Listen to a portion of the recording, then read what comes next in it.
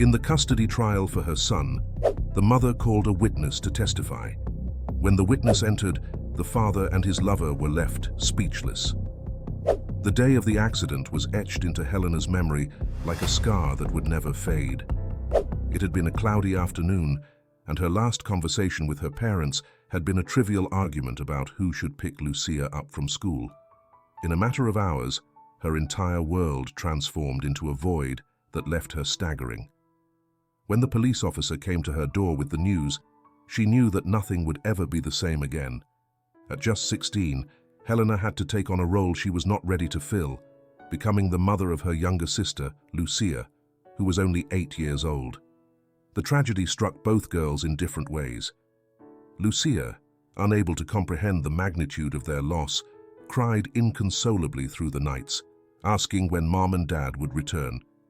Helena, for her part, buried her own pain beneath a mantle of responsibility, vowing that her sister would never feel alone. The family home, once filled with laughter and the warm smells of family dinners, turned into a somber place. The photographs on the walls, once a source of pride, became sharp reminders of what was gone. Neighbors offered words of comfort, but those words did not fill the endless silences that fell over the two sisters. Relatives promised help, but their visits were sporadic and fleeting, leaving Helena with an even deeper sense of abandonment. She knew no one was coming to the rescue. If she wanted Lucia to have a decent life, she would have to sacrifice her own. She set aside her dreams of going to college and took a part-time job at a small neighborhood cafe. Her days began early, attending school in the mornings, and continued with long hours behind the counter, serving coffees and wiping down tables. At night, she returned home to make dinner, check Lucia's homework, and make sure her sister felt loved and cared for. Lucia, rebellious by nature, soon noticed Helena's sacrifices. There were moments, usually after some mischief or argument, when she would sit next to her older sister and say with heartbreaking sincerity, "Thanks, Lenny. Mom and Dad would be proud." Those simple words were the engine that kept Helena going through the hardest days. Helena adapted to her new life with a blend of strength and resignation. Though she sometimes cried in silence, she always found a way to get back up and carry on.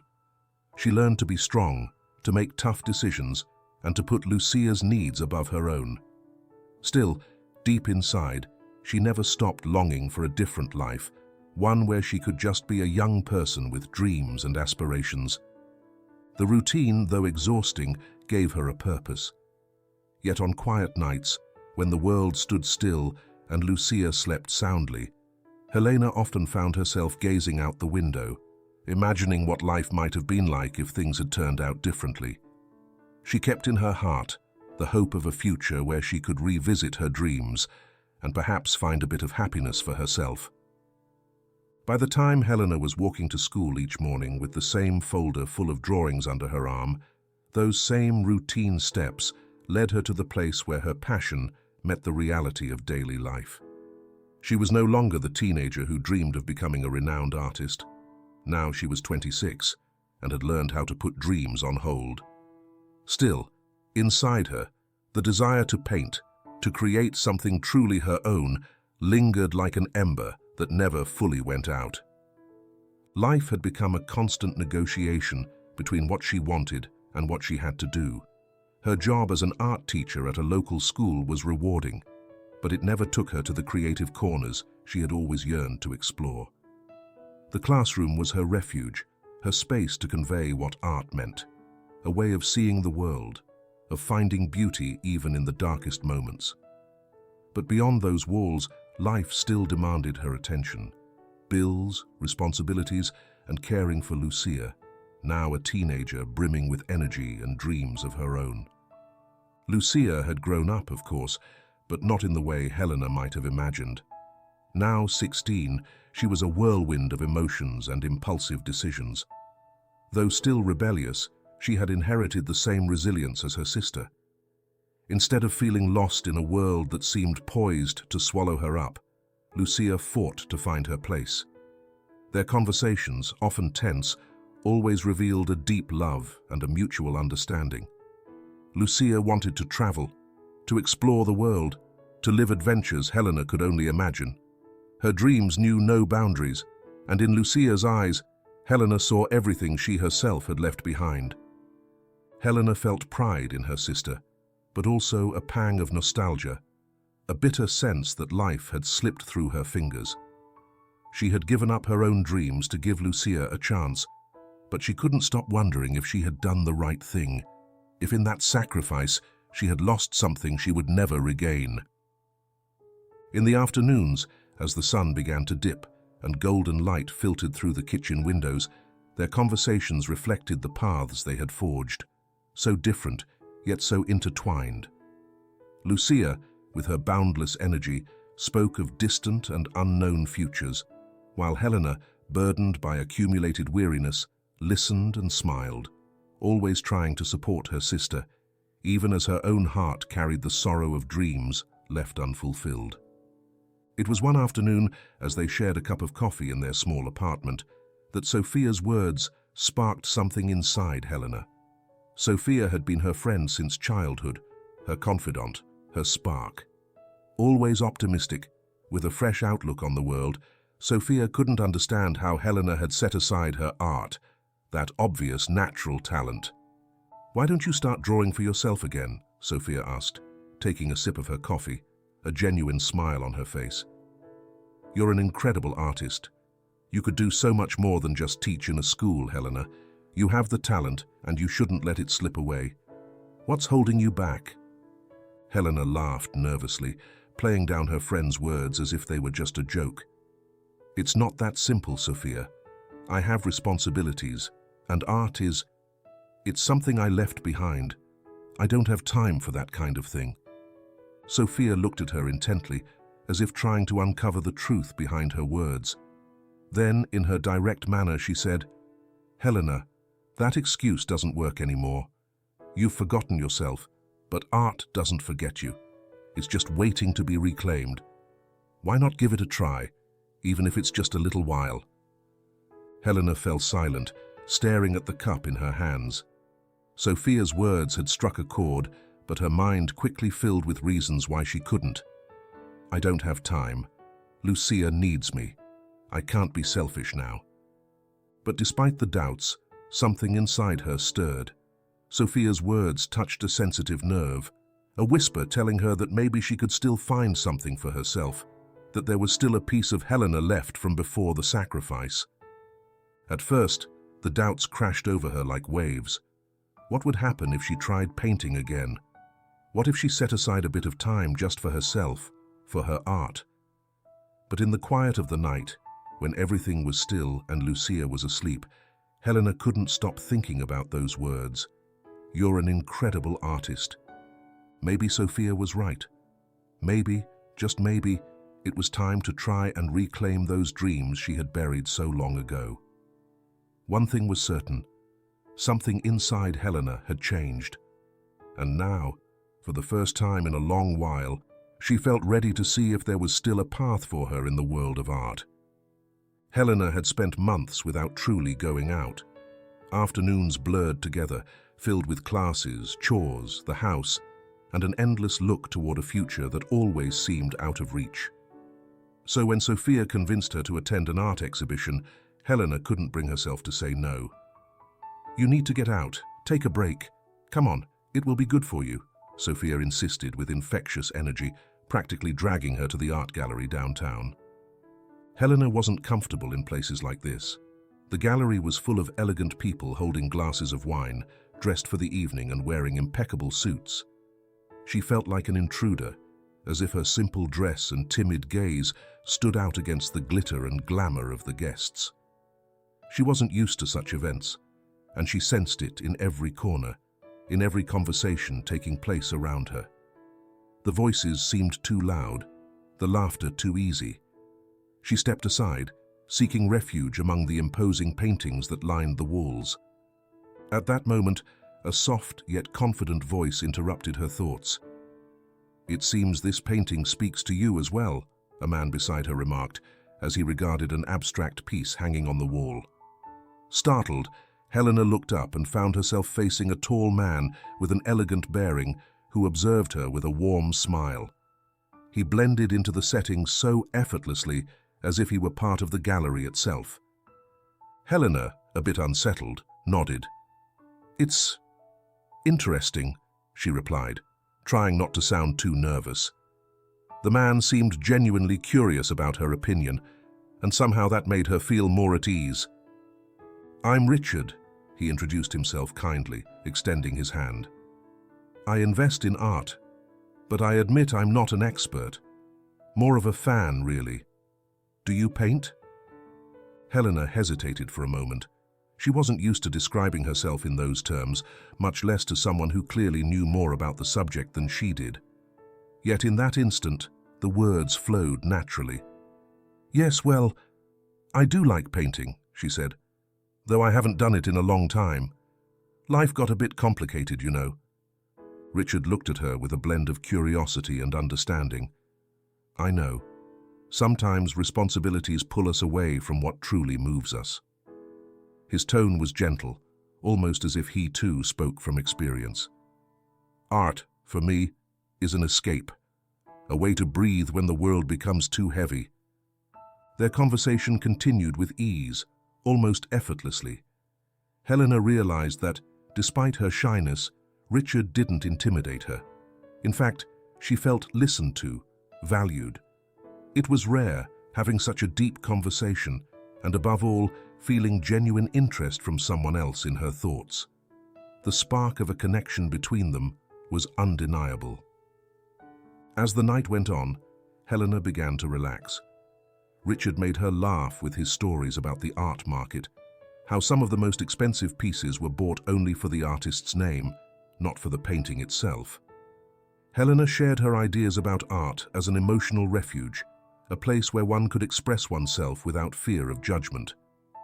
Throughout the conversation, Richard appeared fascinated, sometimes interrupting with questions, other times simply listening, wearing that gaze that seemed capable of understanding every word, even the unspoken ones.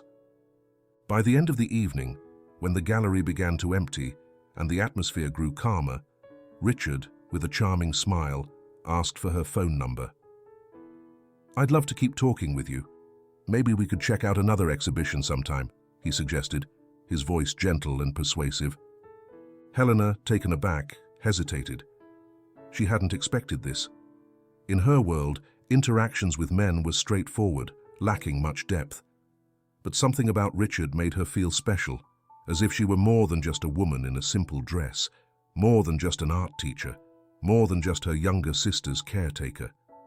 Before she could respond, Sophia appeared at her side, watching intently. "Careful, Helena," she whispered, just loud enough for Helena to hear. "Sometimes the prettiest paintings are just illusions." Sophia raised a skeptical eyebrow, but her warning did not make Helena waver. For the first time in a long while, she felt truly seen, as if she mattered. "Sure, my number is," Helena murmured, writing it on the card Richard offered, her fingertips grazing his lightly. The connection was quick, fleeting, but unmistakable. Something had changed. As Helena stepped away, Sophia watched her with a mix of surprise and suspicion. "We'll see what happens," she muttered under her breath, but said nothing more. That night, on their way home, Helena couldn't stop smiling. For the first time in ages, she felt that something lost was returning. A piece of herself, her identity, as simple as feeling special again. The weeks following her first meeting with Richard at the gallery were like a whirlwind of emotions for Helena. He became a constant presence in her life, and his courtship exceeded anything she could have imagined. The man who had once been merely a figure at an elegant event now occupied the center of her world. Their first dinner at a luxurious restaurant felt like a scene from a movie. Elegant decor, soft lighting, and gentle music created an atmosphere Helena had only ever seen in magazines. Richard looked at her with that smile that seemed capable of completely disarming her. "I love how your eyes shine when you talk about art," he said, gazing at her as though she were the only person in the world. Surprised by such attention, Helena offered a timid smile, but her heart raced. For the first time in years, she felt important, admired, desired. In the following weeks, the surprises continued. Flowers at her door when she least expected them, cheerful good morning messages, carefully planned dates that included weekend getaways to small nearby towns. There, he took her on scenic walks or to dine in cozy, exclusive restaurants. Helena, who had always led a simple, unadorned life, couldn't help feeling as if she were living a dream.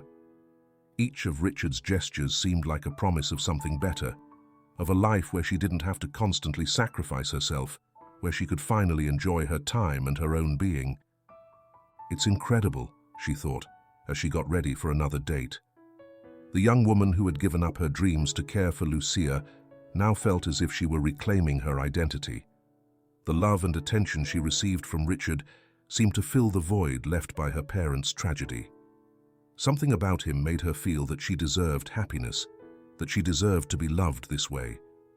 The pain of past sacrifices seemed to fade with every gesture he made, with every sweet word he spoke. Lucia, initially wary, began to admire Richard. "Sister," she said one afternoon as Helena arrived home with a bouquet in her arms, "it's like something out of a movie. A man so attentive, so perfect. Someone who treats you as you truly deserve." Her voice brimmed with excitement, her eyes shining with a mix of astonishment and hope. For Lucia, it was like witnessing a fairy tale come to life. In a way, Helena felt that too. Seeing Lucia so happy for her, so convinced that her sister was experiencing something extraordinary, added a touch of magic to her bond with Richard. But there was something in the air that didn't fully fit. Although Helena tried to ignore it, there were moments, small details, that made her uneasy. Sometimes Richard asked very insistent questions about her friends. "Who was that guy you talked to at the cafe yesterday? And your friend Sophia? Why don't you invite her over more often?" At first, Helena thought it was just a sign of affection, his way of showing interest in her life. But soon she began feeling watched, as though she were constantly being evaluated, as if he needed to know everything about her. Other things bothered her too, comments about her clothes, about how she looked. "I think this dress is better for you. You shouldn't wear such dark colors. They make you look older," he said once, while they picked out an outfit for dinner. Helena, used to a simple life, rarely worried about such matters. Yet Richard's words left her feeling strange, as if she wasn't good enough as she was. As if, despite his apparent affection, he was trying to shape her into a version of herself he deemed more appropriate. Sophia, ever observant, noticed the changes in Helena. Though she never spoke openly, her eyes followed Richard closely, as though searching for something hidden behind his perfect facade. Often, when Helena returned home after an evening out, Sophia looked at her with a mix of skepticism and concern. "Do you really think all this is normal?" she asked once, her voice so direct and filled with doubt that Helena couldn't help but feel uncomfortable. "I've never seen anyone so attentive, so generous. But something just doesn't add up." Helena, always inclined to see the best in people, brushed off Sophia's doubts. After all, she was happy. Richard made her feel alive, and for the first time in years, his attention allowed her to forget her past sacrifices and daily hardships. Despite the quiet warnings from her instincts, Helena clung to the idea that this romance was different. She had finally found something truly worthwhile. And perhaps, for now, she preferred not to heed the voices whispering that something might be amiss. In her heart, Helena wanted to believe this was the love story of her life, that Richard was the man who would help her leave her pain behind. But deep down, a tiny seed of doubt began to grow. And though she didn't want to admit it, a part of her sensed that maybe, just maybe, Richard's perfection wasn't as genuine as it seemed. A year after their first meeting at the art gallery, Helena found herself at an intimate dinner in an elegant restaurant. The soft lights and gentle music created a perfect ambiance, every detail carefully arranged by Richard. When he offered her the ring, He didn't pose just an ordinary question. His words were tender, as if each one were chosen to soothe the lingering doubts in the deepest corners of her soul. "Helena," he began, holding her hand and looking deeply into her eyes, "I want to spend the rest of my life with you. You're everything I've ever dreamed of." Helena, tears welling up, couldn't help recalling all she'd endured to reach this moment. The self-sacrificing young woman who had set aside her own dreams, the sister who'd grown up too fast, was now facing a man who, at last, offered her the chance to be happy, to be loved, to be protected. With a knot in her throat, she said yes, accepting his proposal with all her heart. Love had finally found her, and with it, she felt that everything she had lost was beginning to rebuild itself. The wedding was everything Richard had promised, a grand fairy tale celebration attended by all who mattered. The church was adorned with white and gold flowers, and the guests spared no praise over Helena's beauty as she wore a gown that seemed drawn from a dream. Everything seemed perfect, and genuine happiness glowed in her eyes, nearly as immense as her fear of losing herself in a life she wasn't entirely sure she understood. Lucia, radiant with excitement, served as maid of honor, smiling in that way only younger sisters can on such a special day. She was overjoyed to see her sister finally achieving a happiness that had long seemed out of reach. "You look incredible," she whispered while helping Helena with her dress. "Mum and Dad would be so proud of you." Sophia, however, remained more reserved. Sitting in one of the front rows, her smile seemed more forced than joyful. Her eyes, which had once gleamed with the lively spark of someone always ready with the right words, now shone with a mix of worry and caution. She had never stopped questioning Richard, and although she never voiced her doubts openly, her gaze was still searching for something she could not yet identify. To Sophia, everything seemed too perfect, too carefully planned, as if there were no room for spontaneity or the unexpected. Something deep inside told her that behind that polished facade, something wasn't quite right. Despite Sophia's concerns, Helena was convinced she had found what she'd always dreamed of. The life she'd known until then, one of sacrifice and unfulfilled dreams, was slipping into the past. Now she had a bright future ahead of her, one in which her role as a wife would be all that mattered. After the wedding, Richard did not wait long to take another important step in his plan. "Helena," he said as they enjoyed their honeymoon at an exclusive resort, "I want you to quit your job. You don't need to work anymore, my love. I want you to enjoy life, to dedicate time to yourself, to know what it means to be free from burdens." At that moment, Helena felt a surge of mixed emotions. On the one hand, the idea of not having to worry about the responsibilities that had always weighed her down seemed liberating. Without the need to teach, without a tight schedule, she could rest, enjoy her free time, and discover who she was beyond just the big sister who always took care of everything. The dream of finally being a woman free from obligations felt closer than ever. But somewhere in the back of her mind, a small doubt persisted. Am I doing the right thing? Helena couldn't avoid a slight jab of uncertainty. Richard's words, spoken so sweetly that they sounded perfectly reasonable, held a subtle pressure beneath the surface. Was this truly what she wanted, or just what he believed was best for her? While it made her happy to be with him, something inside her still didn't quite fit. The idea of leaving her job, letting Richard handle everything, made her feel small and dependent. Though he claimed it was for her own good, part of her suspected there was something else behind that suggestion, something she couldn't clearly define. Was he really protecting her, or was he perhaps creating a space where he could control her without her even realizing it? For now, Helena chose to remain silent about her doubts. She was in love, she was married, and for the first time in a long while, life seemed gentle. Happiness, though surrounded by uncertainty, seemed within her reach.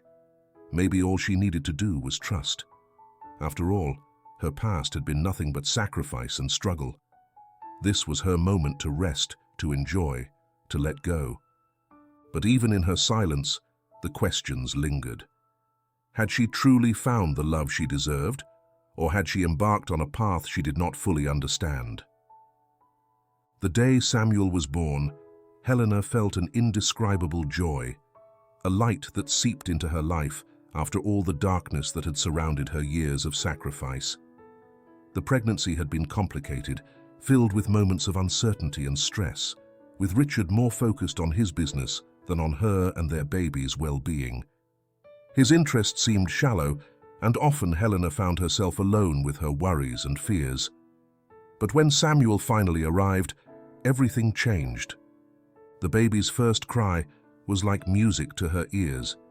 His tiny, fragile, warm body rested on her chest, and the love that overcame her at that moment enveloped her completely. As she watched him sleep peacefully, Helena promised herself that she would be the mother she had always dreamed of being. She would give Samuel everything she had yearned for: protection, love, and a home filled with affection. What she had never been able to offer herself, she would now provide for him. The first few months with Samuel were exhausting. Motherhood consumed her entirely. Sleepless nights, diapers, cries, endless feedings. No matter how tired she felt, her love for him kept her going. She woke up multiple times a night to feed him, and every smile, every tiny milestone he reached was an infinite reward. However, as Helena dove deeper into her new role, Richard began to pull away even more. Although at first he seemed proud of their son, his interest soon faded. His work days stretched beyond reasonable hours, and instead of spending evenings with Helena and Samuel, he stayed in his office or went out for business dinners. Whenever Helena tried to talk to him about something related to their child, he responded with curt answers, as if it were all just another burden in his already busy life. "I simply don't have time for all this," Richard would say, as if his absence were natural and Helena's motherhood solely her responsibility. Though exhausted, Helena convinced herself that she had to handle it all alone, as she always had. Samuel was now her reason for being, her everything. Yet something gnawed at her. Despite being physically and emotionally closer to Samuel than ever, Richard seemed more distant, colder. On the nights she stayed awake caring for the baby, Richard only appeared to sleep or toss out the occasional offhand remark, as if his role as a father were optional. Worse still, Richard began to constantly question her decisions as a mother. Initially, his remarks sounded like concerned suggestions, but they soon became direct criticism. "Don't hold him so much, Helena," he'd say with an authoritative tone. "You'll spoil him. It's not good for him to be in your arms all the time."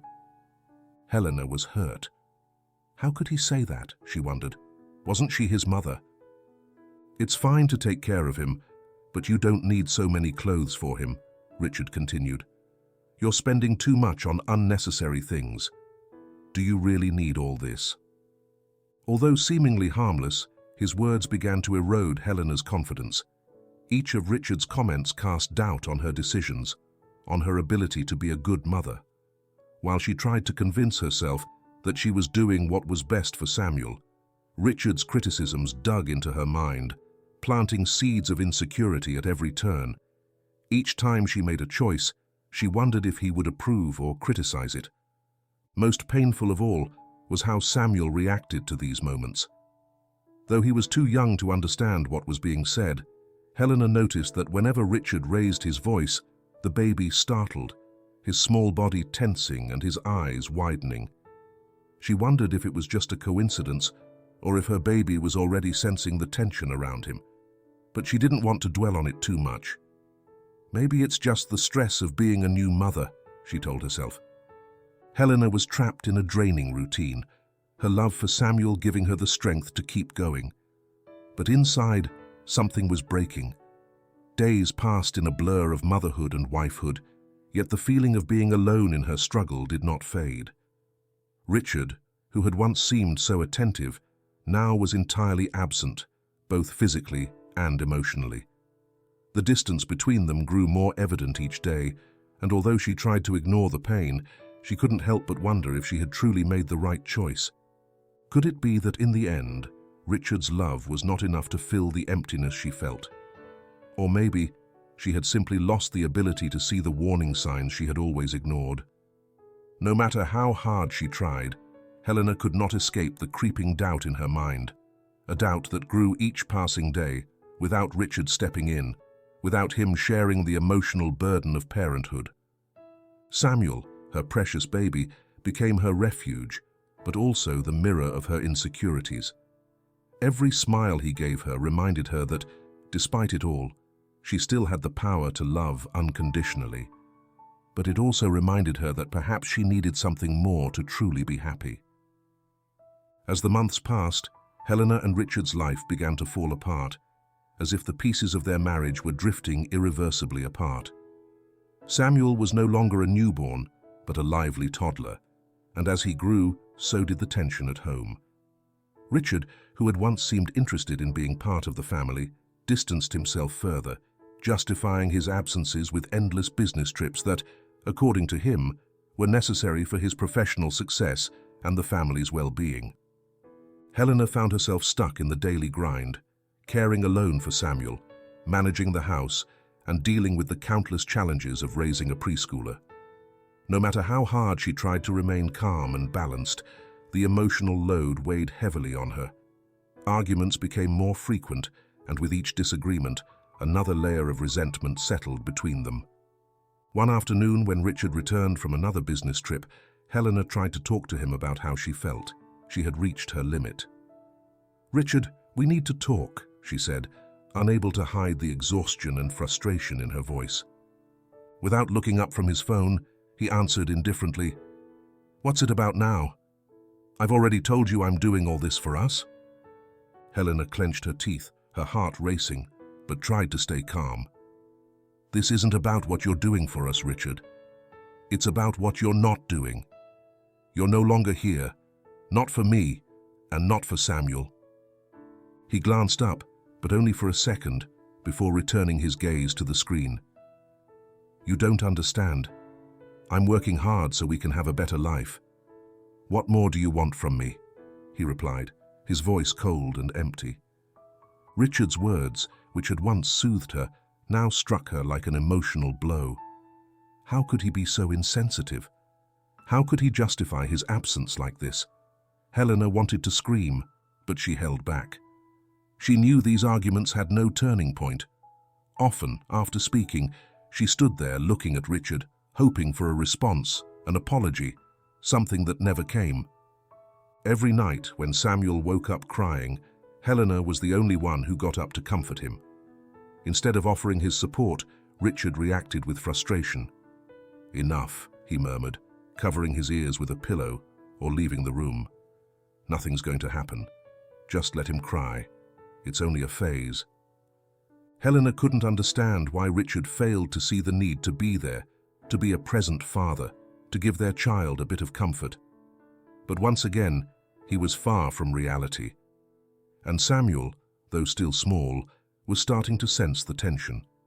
Every time his parents argued, the boy seemed to watch in silence, his gaze distant, not understanding the words, but feeling the atmosphere. That same tension, which Helena tried to hide behind a smile, began seeping into her son's innocence. Helena tried to keep the peace for Samuel's sake, to create a calm environment where he could grow up happy. But the stress of her daily life was wearing her down. Her love for her son kept her going, yet she felt that her relationship with Richard was beyond saving. The man she had known, who once seemed so attentive and full of promises, was falling apart before her eyes. Richard was no longer the man she had dreamed of building a family with, and the cracks in their marriage were becoming more visible each day. One day, during one of their arguments, Richard spoke firmly about how he wanted Samuel to be raised. "He needs discipline from now on," he said, his tone authoritarian, as if it were an order, not a suggestion. "We can't afford to spoil him. I don't want trouble from him later on." Helena, tired of always giving in, couldn't help but respond. "Is that what you think he needs? A father who's a tyrant?" Richard looked at her with disdain. "I'm not being a tyrant. I'm being responsible. You don't understand what's necessary to raise a child." Those words were the final blow. Helena felt humiliated, as if all she had done so far, all the effort and sacrifice, were being belittled. It wasn't just about feeling ignored in her decisions. It was that Richard had begun to impose his vision of fatherhood without considering hers. The arguments grew more intense, and the cracks between them grew deeper. Their words were no longer minor disagreements, but weapons loaded with resentment and frustration. Richard seemed unwilling to give even an inch, and Helena no longer knew how to continue living in a relationship where every conversation felt like a lost battle. The days passed, and Samuel grew, but the family Helena had once dreamed of no longer existed. Her relationship with Richard was crumbling, and she felt her love for him evaporate as time went on. What had happened to the man who had promised to love and care for her? What had become of the future they had both dreamed of sharing? Helena found herself trapped in a marriage that no longer made her happy, with a child she loved more than anything in the world, but with the sense that something essential had broken. Despite her efforts, something inside her told her the cracks could no longer be repaired. The question now haunting her was, is it worth continuing to fight for something that no longer works? The months of growing distance between Helena and Richard were no longer just a communication problem. The lack of closeness, the constant arguments, and the cold nights took their toll. But something else added to that increasing distrust. Carla. It all began subtly, like a whisper in the wind. Richard started talking about her more than usual. At first, Helena thought she was just another assistant at his company, someone he'd started working closely with, just a passing presence in his professional life. But soon, mentions of Carla became more frequent, and what initially seemed innocent began to echo through every conversation. Carla will take care of that. Carla has great ideas. Carla understands how this business works, Richard repeated over and over, as if his world revolved around her. Helena noticed it at first, but didn't want to jump to conclusions. Maybe he's just doing his job, she thought, trying to calm a growing unease settling in her chest. Yet what once seemed casual was turning into a tangible presence, like a shadow creeping into every corner of their lives. Each time Richard mentioned Carla, Helena felt a pang of discomfort. The familiarity with which he spoke of her unsettled her. Carla this, Carla that. Every word carried a closeness that didn't feel justified, at least not in her mind. She, who had been his wife for years, who had shared so many moments of his life, began to wonder if she truly had a place in his world, or if this Carla figure was becoming the center of his attention. Richard began coming home later, and when he was there, he was more distant than ever. Helena tried to talk to him, to understand what was happening, but he answered with an indifference that hurt her. "I've been working, Helena. You're being paranoid. Carla's just my assistant. You have nothing to fear." But Richard's words didn't resonate deeply. His gestures, his behavior, his attitude, everything was changing. While he isolated himself more and more in his own world, often praising Carla with a gleam in his eyes Helena couldn't decipher, she began feeling a knot in her stomach. Something wasn't right, and the signs were clearer than she wanted to admit. Carla was no longer just mentioned in conversations.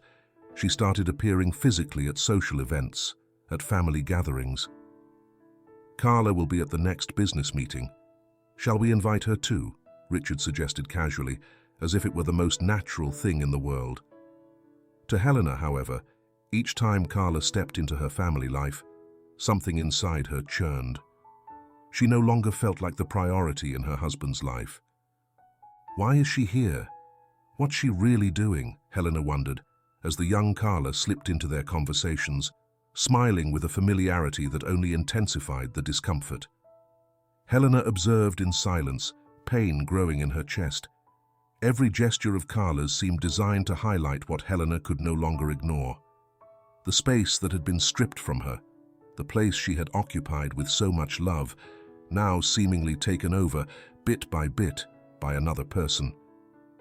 Helena tried to talk to Richard, to express her fears, but he always responded with a mocking smile. "Jealous? Carla's just my assistant, Helena. Don't you trust me?" And with those words, her attempts to convey her insecurities vanished into thin air. Richard never listened. He never understood the pain behind her eyes.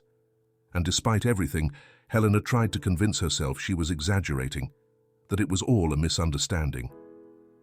But words don't lie. When Richard spoke about Carla, his tone almost became reverent. "Carla has unique talent. She understands how this business works. She's very capable. People are starting to notice her." Helena listened in silence, each word cutting deeper than the last. Why didn't Richard talk about her that way? She, who had given up so much for him, who had cared for Samuel with all her heart. Why was her presence no longer enough? The emotional overflow was inevitable. One night, after Richard came home late again, Helena exploded. "How many times do I have to hear it? What's really going on, Richard?" Her voice was charged with anguish and mistrust. He, as always, looked away. "Honestly, Helena, I don't know what's wrong with you. Carla's doing excellent work. Don't you see what she's achieving?" The coldness in his voice, the way he minimized her pain, hit hardest. What happened to the man who promised me love and loyalty? Carla's presence, once just a small annoyance, had transformed into a silent threat, a shadow hanging over their home, their relationship. And the worst part was that Richard not only ignored Helena's suspicions, but dismissed them with an indifference that left her more alone than ever. Arguments about Carla became the breaking point. It didn't matter how often Helena told him his behavior was hurting their marriage. Richard always defended her. "You don't understand anything," he repeated condescendingly. Meanwhile, the relationship Helena once knew crumbled faster than she could handle. Carla's presence was like a silent tumor, destroying what remained of their relationship. Helena's insecurity grew with each passing day, with every comment Richard made, with every furtive glance he and Carla shared. And Helena, trapped between doubt and pain, felt increasingly displaced, more and more invisible in her husband's life. As days went by, the question tormenting her grew more urgent. Is this the end of everything we once built? The night that changed everything was cold and charged with unbearable tension. Once again, Helena had tried to speak to Richard. Her heart pounded in her chest, but her words came out haltingly. She had reached her limit. She could no longer ignore what was happening in their home, what was happening with Samuel. She couldn't go on living with that silent shadow between them, that distance that could no longer be concealed. "Richard," she began, her voice trembling, "I don't know what else to do. This isn't just about us. Samuel needs a father, and you're drifting further away every day. Everything we do is affecting our son. You can't keep disappearing like this." Her gaze searched his for some spark of understanding, something to show that there was still a piece of the person she loved, who once shared her dreams and hopes. But what she found was only coldness. Richard looked at her with barely contained irritation, as if everything she said was an unnecessary annoyance. There were no tears, no gestures of remorse, only an icy emptiness in his eyes. "Do you really think I'm here to put up with your insecurities, Helena?" he replied, his tone cutting deeper than any shout. "If you can't handle this, maybe it's time we go our separate ways." The words left his mouth with chilling clarity, as if he'd been waiting for this moment, as if, in some dark corner of his mind, he had made this decision long ago. Helena remained paralyzed for a moment, unable to process what she had just heard. Disbelief took hold of her. How had it come to this? How could a man who once swore eternal love now speak to her with such indifference, such coldness? Her eyes filled with tears, but Richard was no longer there to see them. It didn't take long after that conversation for Richard to do the unthinkable. He grabbed some of his belongings, wordlessly, and left the house without looking back. And, as if that weren't enough, he took Samuel with him. "You can't take care of him alone," he said with unshakable certainty before slamming the door. the sound echoing in Helena's soul. "I'll handle everything. It's what's best for him." Helena stood there, unmoving in the hallway, feeling the world collapse around her. What had happened? She couldn't understand. Samuel, her little one, her reason to carry on, her joy and hope, was now with him. With a man who had ceased to be her partner, who no longer saw her as an equal, but as a burden. How could he do this to their child? The pain in her chest was unbearable, but she couldn't give up. She couldn't let her son become a plaything in the hands of a man who would never truly understand him. In Richard's home, things did not improve. Samuel, still very young, struggled to adapt to a house that wasn't his own.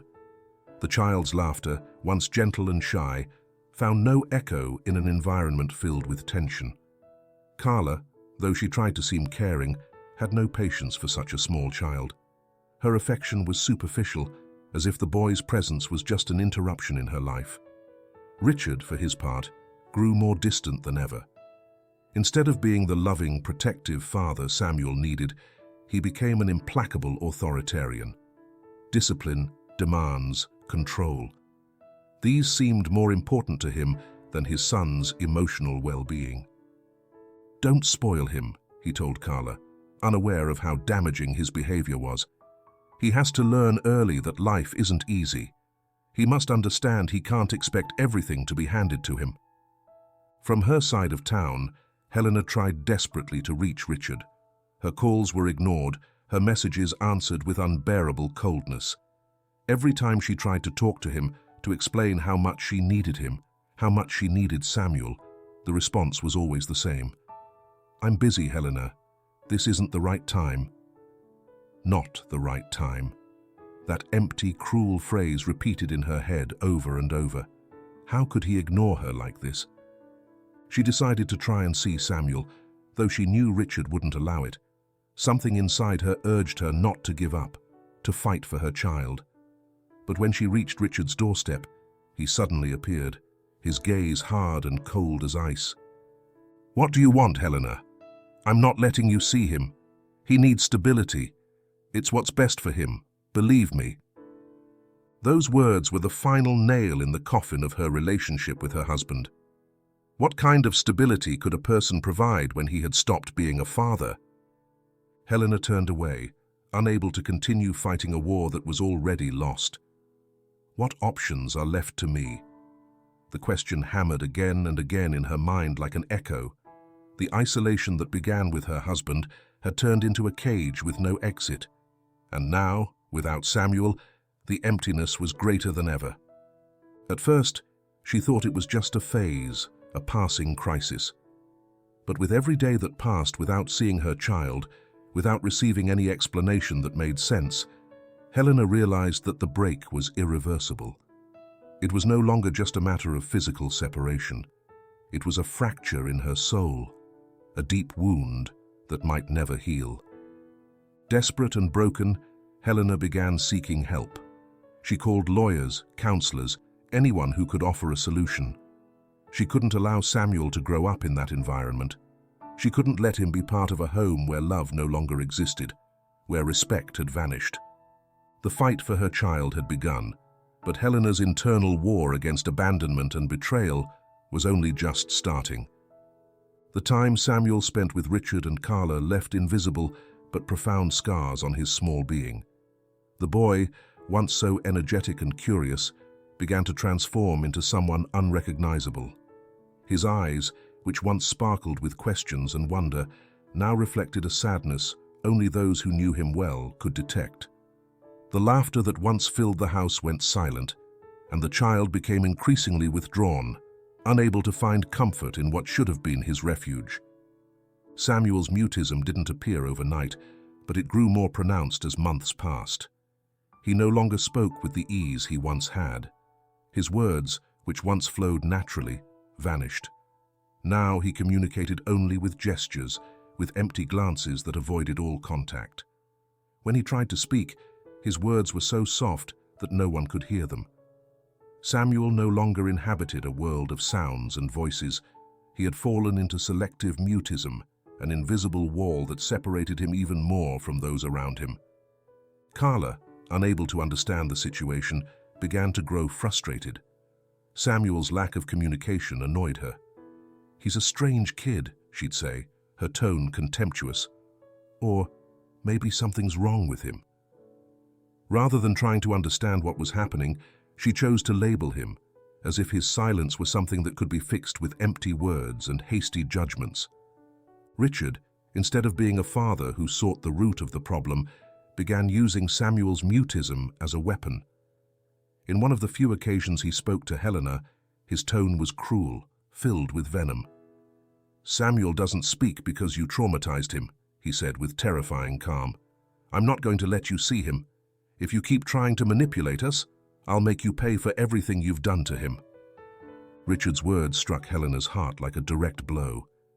The accusation was so merciless, so unfair, that she felt overwhelmed by helplessness. How could he say something like that? How could he use their son as a weapon against her?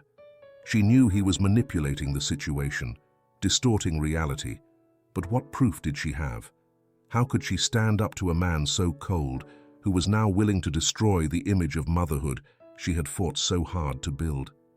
Helena replayed that call in her mind over and over, as if it were a never-ending nightmare. Samuel, her little one, was being used as a bargaining chip in a war that wasn't his to fight. Every time she thought of him, her heart broke a bit more. She knew she couldn't let her child grow up in such a toxic environment, but how could she reach him when each attempt was blocked by that emotional wall built by Richard and Carla? Meanwhile, Richard began preparing his legal strategy. It was clear he had made a decision. Samuel had to stay with him. He used the child's mutism as proof that Helena wasn't fit to be a mother. What Richard ignored, or rather chose to ignore, was that Samuel's mutism hadn't emerged out of thin air. It was a direct consequence of a toxic environment, of constant tension, and a lack of support and love. But to Richard, that didn't matter. The truth carried no weight against his desire to win, to have control. Helena, alone and devastated, began to feel the weight of despair. Every day without seeing Samuel eroded her further. The idea that her son, her reason for living, was being shaped by someone who didn't understand him, who didn't see him the way she did, was unbearable. She knew she had to fight, that she couldn't give up. But the battle wasn't just against Richard, not even against Carla. It was a struggle against a system seemingly willing to snatch away what she loved most, no matter the truth. In her sleepless nights, Helena devoted herself to researching, seeking ways to get Samuel back, to prove that her son's mutism wasn't her fault. She knew the key lay in finding evidence, in showing the true nature of what was happening. But the road was long and difficult, and the emotional pressure was affecting her more than she cared to admit. Each time she thought of Samuel, part of her wanted to give up, to surrender to the sadness that enveloped her. But another part, that warrior spirit inside her, whispered that she couldn't give up, that she had to keep fighting for him. Helena couldn't let Samuel's silence become the verdict on her motherhood. Each passing day, hope faded a little more, but so did her fear. In the end, all she had left was the determination to be the mother her son needed. Helena felt the weight of the world on her shoulders. Samuel, her only child, was with Richard, and she didn't know how to get him back. Each day without seeing him was agony, a void expanding in her chest. The distance from her son, the solitude of her home, the powerlessness of not having access to him wore her down bit by bit.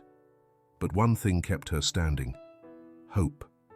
The hope that, even though all seemed lost, there was still a way to fight for Samuel. In those dark times, Sophia was her only light. She had been at her side from the start, never judging her, only supporting her. As Helena's pain became more evident, Sophia also began to sense that the time had come to do more than just offer comforting words. There was something they needed to do to change things, something concrete, something that would give them a chance to recover what had been taken from them. "I'm going to find someone who can help you," said Sophia with determination, and it wasn't an empty promise. She knew how hard it was to find support in situations like this, but she wasn't going to give up. Through a college friend, Sophia contacted Casey, a young lawyer specializing in domestic violence and custody cases. Casey didn't have the prestige of big law firms, but what she lacked in fame, she made up for in passion and dedication. For her, every case was personal, and every woman she could help represented a small victory. When Helena met Casey for the first time, she felt small, vulnerable. She was surrounded by papers, documents she could not fully understand, but in Casey's office, there was a different atmosphere, warm and full of trust. It wasn't luxurious, but it was decorated with photos of women who had overcome abuse and mistreatment, many accompanied by words of gratitude. That warmth, that sense of not being alone, made Helena breathe more easily. For the first time, she felt truly seen, as if someone could grasp the magnitude of her suffering. Casey listened attentively while Helena told her story. Every word Helena spoke was charged with emotion, desperation, yet also an unbreakable strength. Although the lawyer had seen similar cases before, the sincerity and pain flowing from Helena's account made a deep impression. After listening in silence, Casey picked up a few documents from the table and studied them carefully. When she looked up, her eyes showed a determination that soothed some of the torrent of anxiety Helena felt. "This won't be easy," Casey said firmly, "but we can fight. I promise you that." Helena felt a mixture of relief and fear. There was something in the way Casey spoke that gave her a glimmer of hope, but at the same time, the fear of what lay ahead kept her on edge. Casey went on to explain the legal challenges they would face. She talked about Richard's influence, how he had constructed a narrative showing himself as the perfect father, while Helena had been portrayed as emotionally unstable, incapable of caring for Samuel. "We'll have to prove that what he's presenting isn't true," Casey explained. "He's not the stable figure he wants everyone to believe he is. The key will be the evidence, but also how we establish your support network. If we can demonstrate that you have a solid circle around you, that Samuel has people who genuinely love and care for him, that will give us an advantage." Helena nodded, trying to process Casey's words. She knew the legal battle would be tough, that it wouldn't be a simple or quick road, but something ignited inside her. She would be able to fight. At last, she had a chance to fight. Casey offered her help pro bono, without charging for her services, which was a relief for Helena given her limited means. Still, the lawyer was clear. They would need solid evidence to challenge what Richard had built and begin to dismantle the perfect image he wanted to present in court. "This won't be easy," Casey repeated. "But we can do it if we work together. We're going to show the truth. We'll give it everything we've got." Helena felt a weight lift slightly from her shoulders. She didn't know if it would be enough, if she would be able to gather all the evidence they needed. But in that moment, for the first time in a long time, she felt she had the right support to fight for Samuel. Despite the fear and uncertainty, a spark of hope glowed inside her. The battle for her son was just beginning, and she would not give up. She would not allow Samuel to grow up in an environment that took away his voice, his freedom, and his happiness. Casey asked her to return the next day to review some documents and begin organizing the case. As Helena stood up to leave, she looked at the young lawyer with profound gratitude. Casey wasn't just offering her legal services, she was offering her an opportunity, a light in the midst of darkness. "Thank you," said Helena, her voice trembling but full of determination. Casey smiled. "This is just the beginning.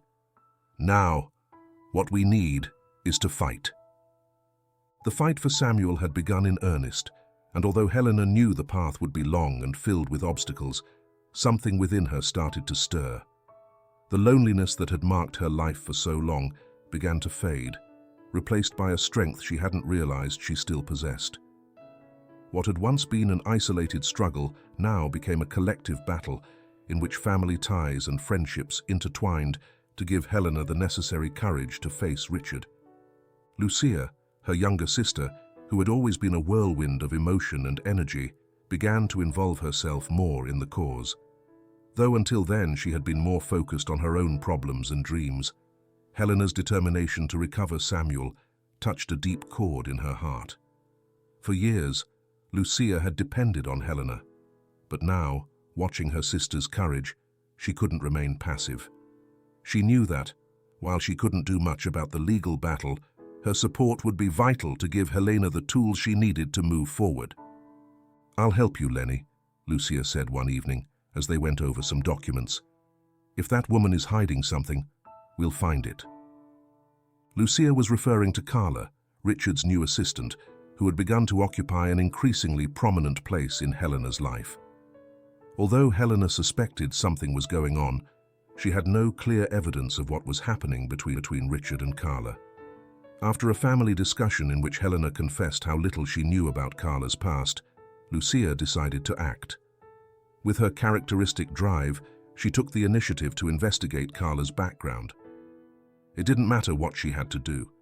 If there was something hidden in Carla's story, she would uncover it. Lucia's determination was a breath of fresh air for Helena, who had been trapped in the vortex of her own suffering. Knowing that her sister was willing to move and take matters into her own hands gave her relief. She wasn't alone.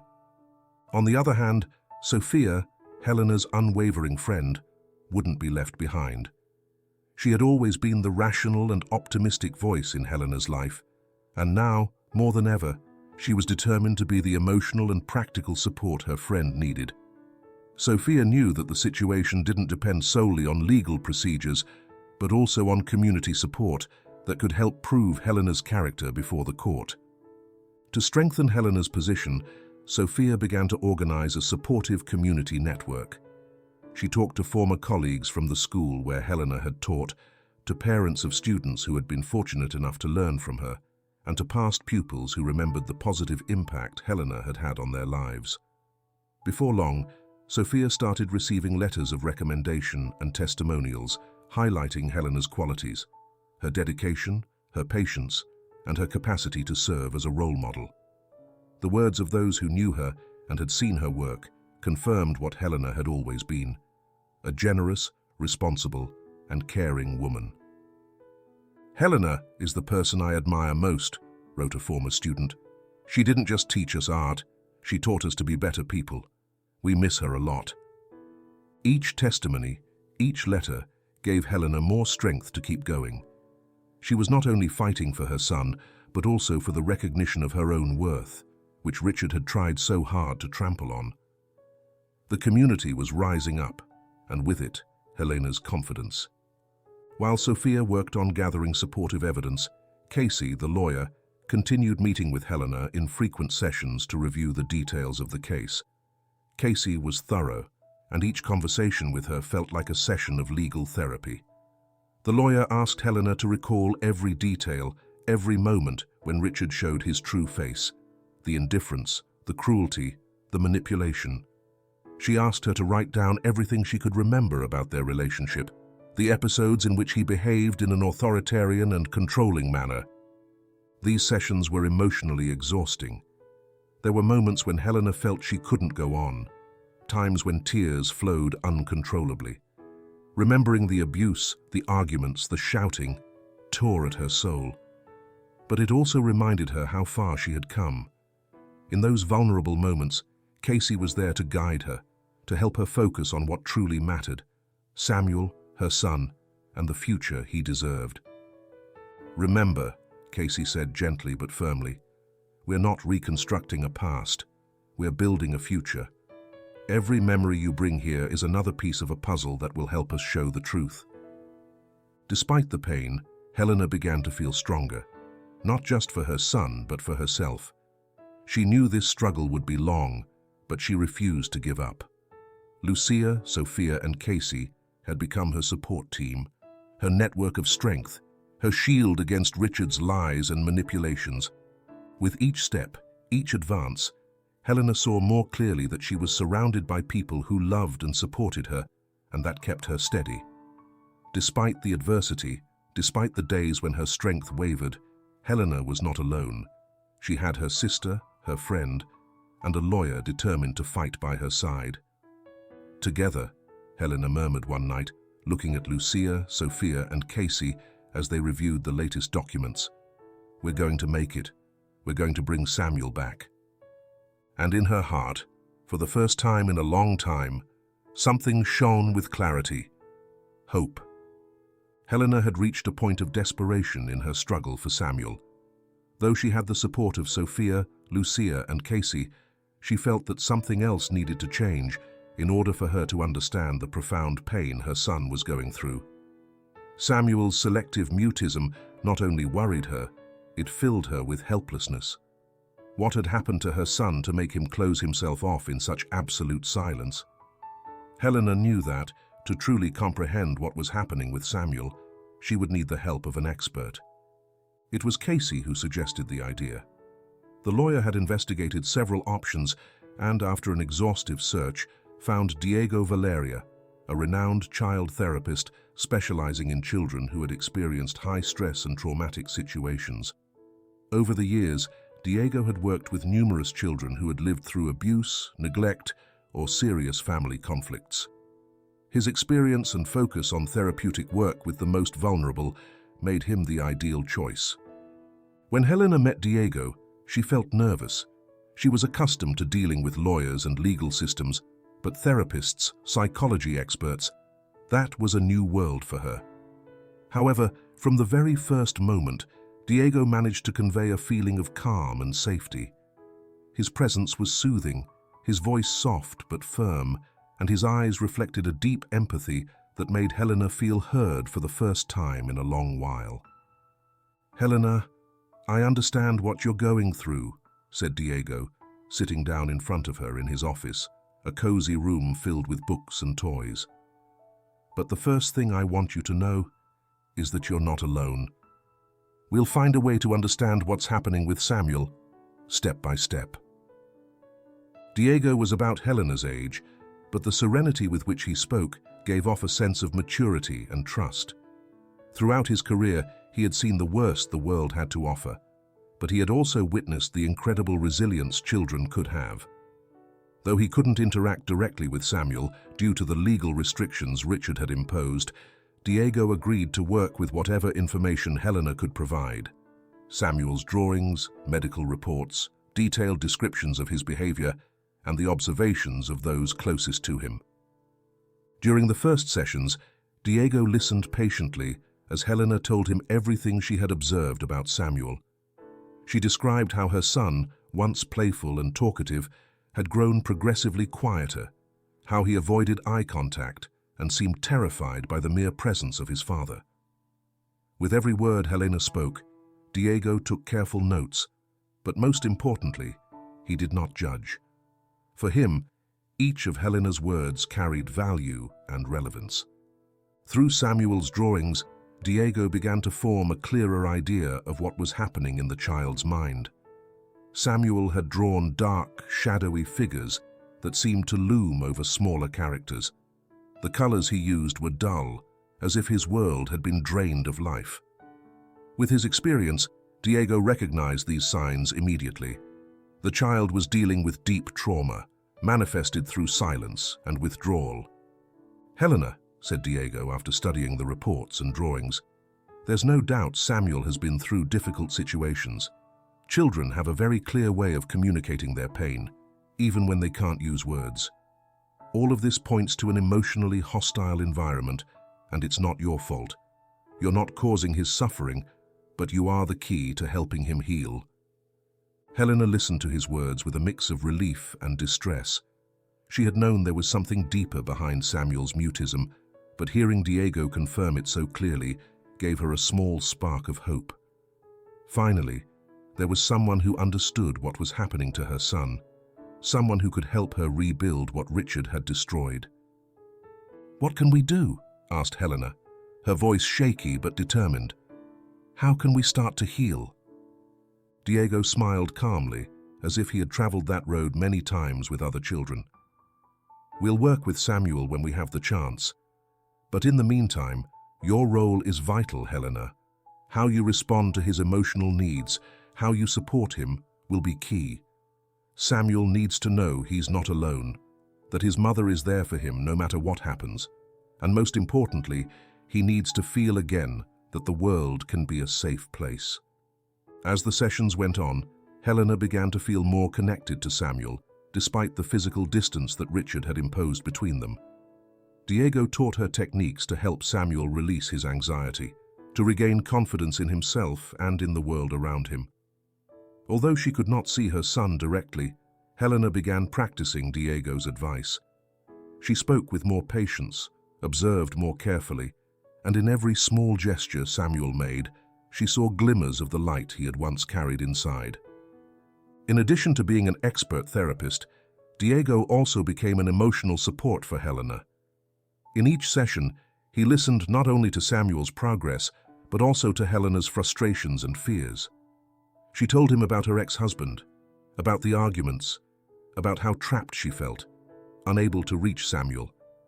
Diego encouraged her, reminded her that the determination she showed was not just that of a mother fighting for her child, but of a powerful woman who had survived an emotional storm and was now ready to step into the sunlight. Over the weeks, the connection between Helena and Diego deepened, though both kept their relationship strictly professional. Still, Helena couldn't help feeling a growing admiration for him, his patience, his empathy, his ability to listen without judging. In a moment of vulnerability, she confessed that she felt attracted to him, but he, with his usual warmth, responded with understanding and professionalism. "You're not the only one who has been through hard times, Helena," Diego said gently, "but this isn't the time to think about anything other than you and Samuel. That's our priority."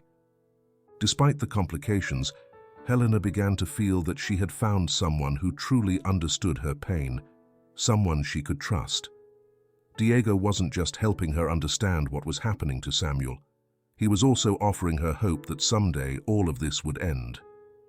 The war wasn't over, but for the first time, Helena felt she was on the right path to winning it. The struggle for Samuel was far from easy, but with Diego by her side, Helena began to feel more prepared to face the challenges ahead. A mother's love was stronger than ever, and now, backed by an expert, she had a new source of hope. The possibility of healing the wounds that time and abuse had inflicted on her son. Helena couldn't imagine how to continue without concrete evidence to challenge Richard's manipulations. Despite all the support she was receiving from her family and her legal team, she felt the battle for Samuel was still far from won. That was when Sophia, always tireless and willing to do whatever it took to help, had an idea.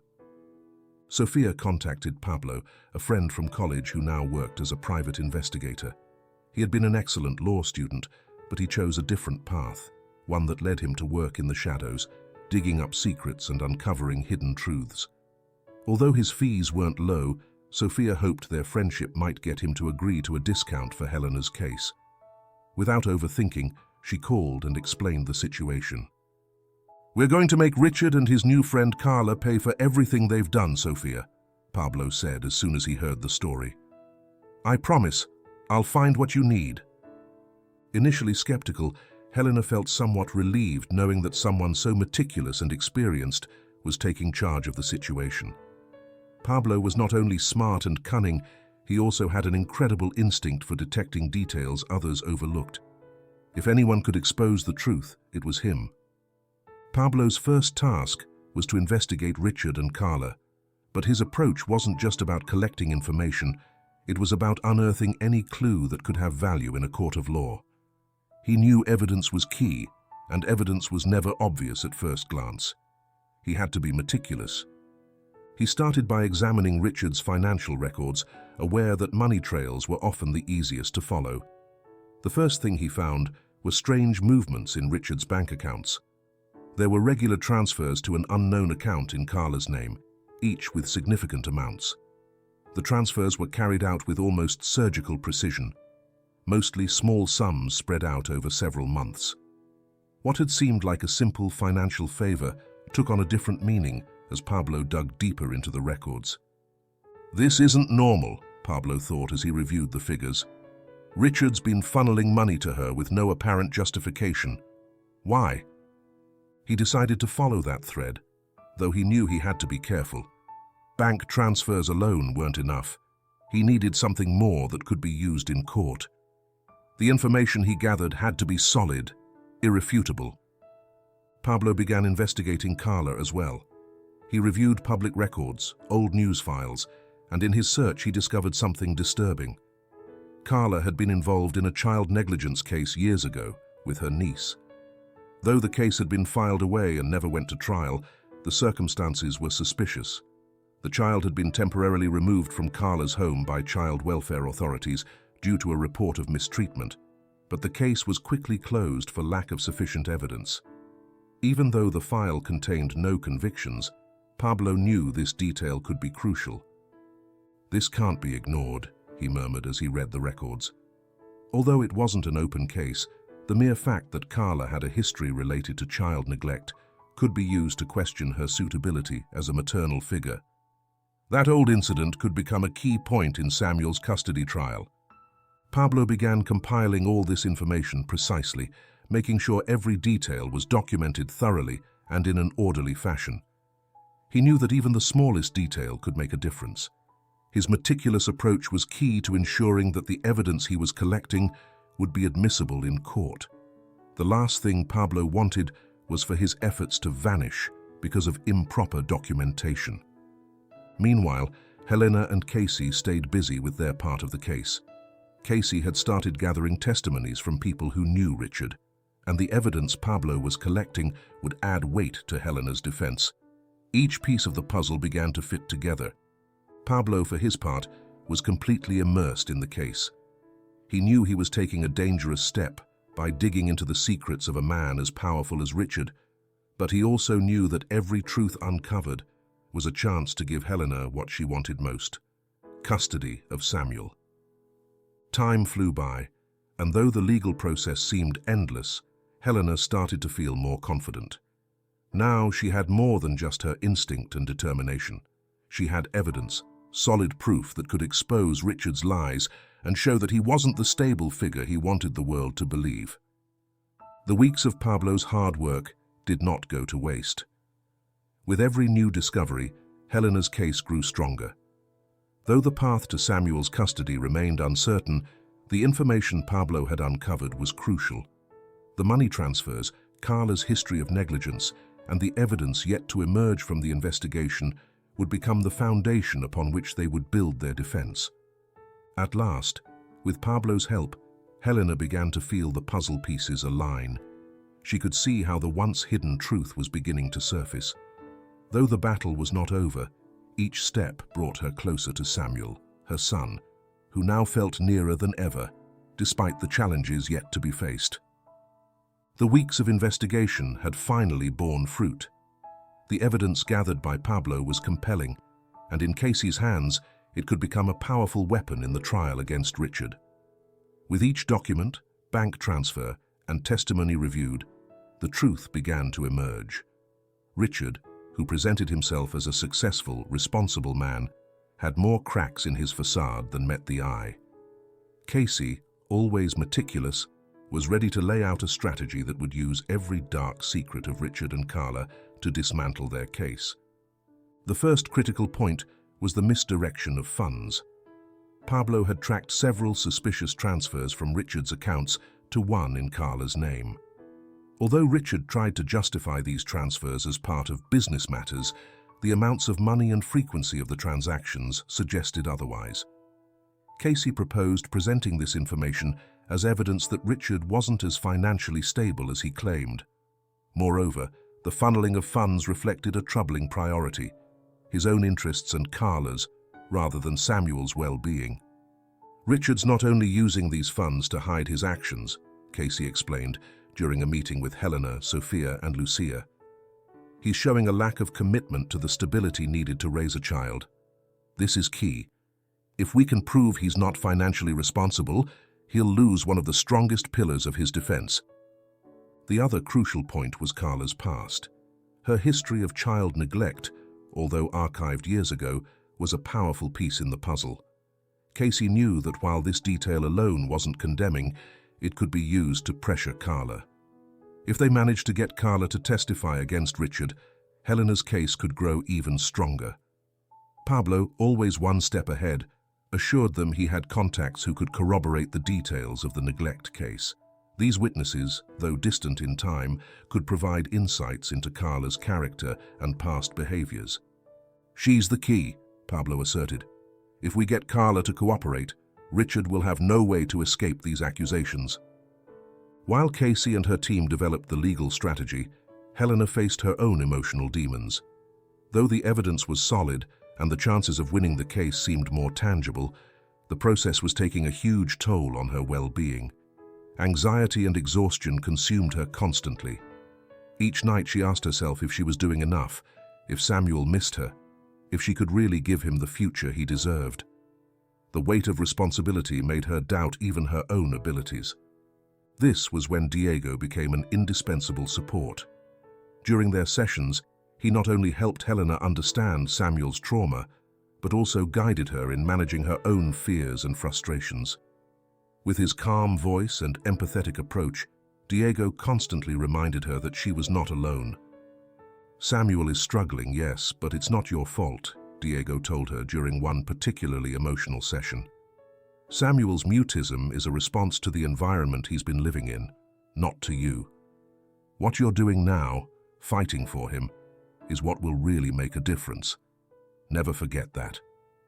Diego's words resonated deeply in Helena.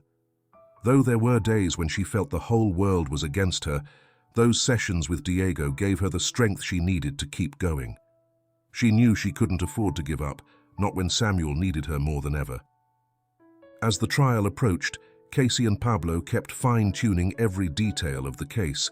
Casey decided that Carla's testimony should be one of the trial's focal points. She knew that if Carla, feeling cornered, decided to protect herself and betray Richard, that possibility was too valuable to ignore. "We have to be strategic," Casey said during one of their meetings. "We can't attack Carla head-on, but we can use the information we have so she realizes she's in a dangerous position. If we put enough pressure on her, she might decide to talk." The team was ready. Each piece of evidence, each testimony, every detail had been carefully reviewed and organized to present it in the most impactful way possible. Meanwhile, Diego continued working with Helena, helping her stay focused and reminding her that although the road was hard, she was moving toward the most important goal: getting Samuel back. In a final session before the trial, Diego said something that remained etched in Helena's heart. "Samuel needs to feel that there's light at the end of the tunnel, and you are that light. Keep fighting, because he can feel it, even if he can't say it in words. He's waiting for you." With those words, Helena found the strength she needed. Richard and Carla's dark secrets were about to come to light, and for the first time, Helena felt that the truth was finally on her side. She knew the trial would be tough, but she also knew she was not alone. With Casey, Pablo, Sofia, Lucia, and Diego by her side, she was ready to face whatever it took. The cafe was almost empty when Carla arrived, as if the universe wanted their meeting to remain discreet. Pablo, seated at a table by the window, watched her enter with her usual elegance, but today her posture was different. Uncertainty shone in her eyes. She did not yet know how close she was to losing everything. "Can I help you with something, Pablo?" Carla asked, feigning indifference as she sat down across from him. Her tone was sharp, as if she were trying to deny the growing anxiety that, despite her best efforts, began to betray her. Pablo stared at her without smiling. He knew the time had come to put her in her place, and from now on, nothing would be the same. As he observed her, he recalled everything he'd discovered: the suspicious bank transfers, the dark history of child neglect, and what all that meant for Helena's legal situation. The time for subtlety had passed. "I know what you did, Carla," Pablo began quietly, letting the words fall onto the table like a sentence. "And I know that no matter how much you try to hide it, the truth always finds a way to come out." Carla looked at him with a mix of surprise and disdain, but couldn't help tensing up. "What are you talking about? I don't know what you mean." Pablo wasted no time beating around the bush. From a folder, he pulled out a couple of documents and slid them toward her. Here you have a report on a child neglect case you were involved in years ago. It was filed away, yes, but it's enough to destroy your image as a suitable mother. He watched her reaction closely. Carla looked at him first in confusion, then her eyes widened in a mixture of disbelief and fear when she saw the lawyer's signature on the papers. Carla tried to maintain her composure, but something in her face changed. Her breathing became shallower, and a bead of sweat appeared on her forehead.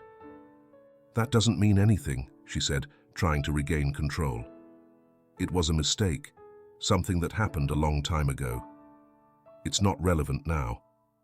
Pablo smiled, but his gaze remained relentless. "Not relevant? Of course it's relevant. If your name gets associated with that case, and we combine it with the suspicious bank transfers in your name, not only will your reputation be destroyed, Richard could decide to use all of this against you to save himself. You could be accused of financial fraud, and I don't think that's something you want on your record." Carla's face visibly paled, and for a moment she remained silent, searching for words. "You're just a pawn in this whole game, Carla," Pablo continued, his tone cold and calculating. "And if you don't take control now, you'll be lost in the consequences. But you can still come out on top. You can still decide what to do." Carla tensed even more. She looked around as if searching for an escape, but found only Pablo's pressure bearing down on her. The idea of losing everything, of her life falling apart because of her decisions, overwhelmed her. Finally, with a resigned sigh, she lowered her gaze and ran a hand through her hair. "What do you want me to do?" she asked, the hardness in her voice now less firm. "Testify at Helena's trial," Pablo replied bluntly. "Let Richard sink himself. Reveal what he's planning, taking Samuel abroad. Tell the court what you know about his real intention.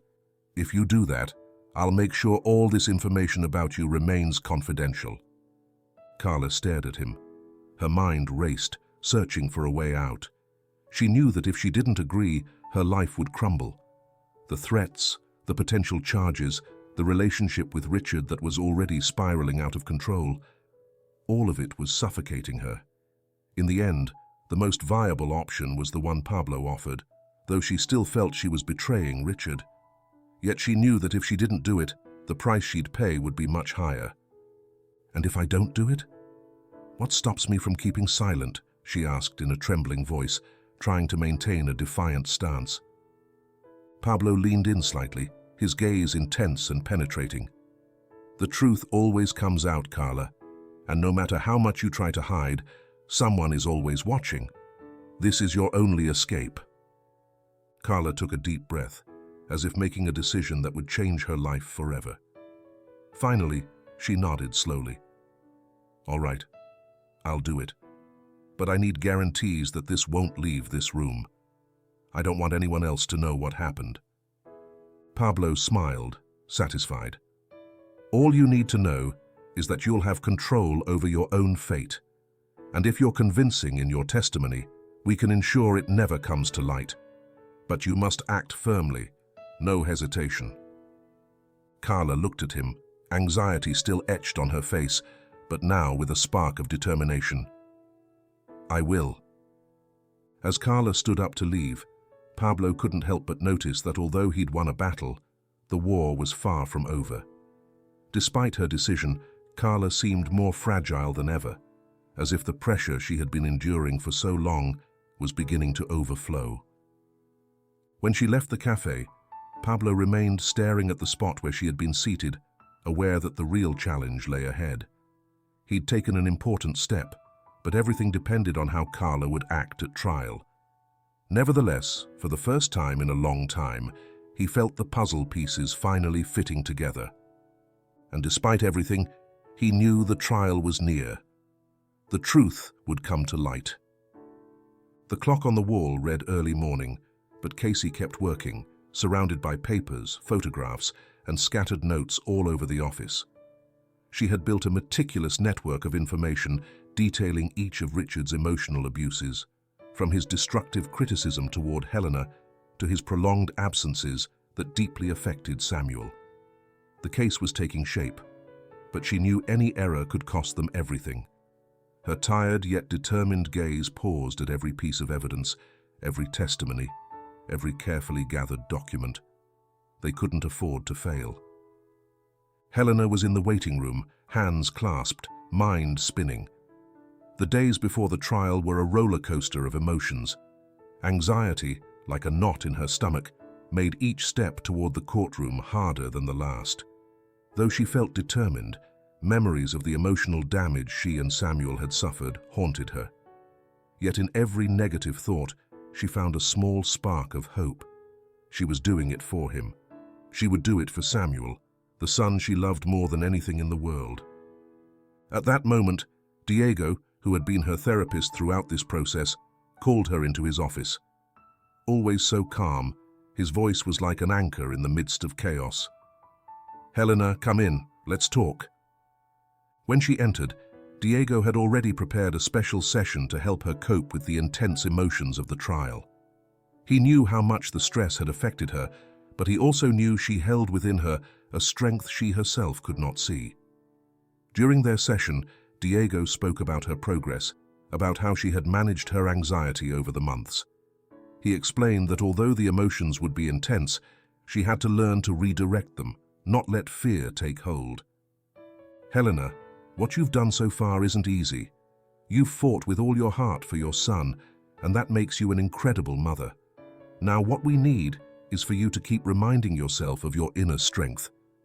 This trial isn't just a legal battle, it's also an opportunity to show Samuel what it means to fight for what's right." Helena sat before him, breathing deeply. Every word from Diego seemed to give her a bit more strength. She remembered how, at the beginning of this process, facing Richard in court seemed like an impossible mountain to climb. But now, she felt her legs more stable, her heart more resolute.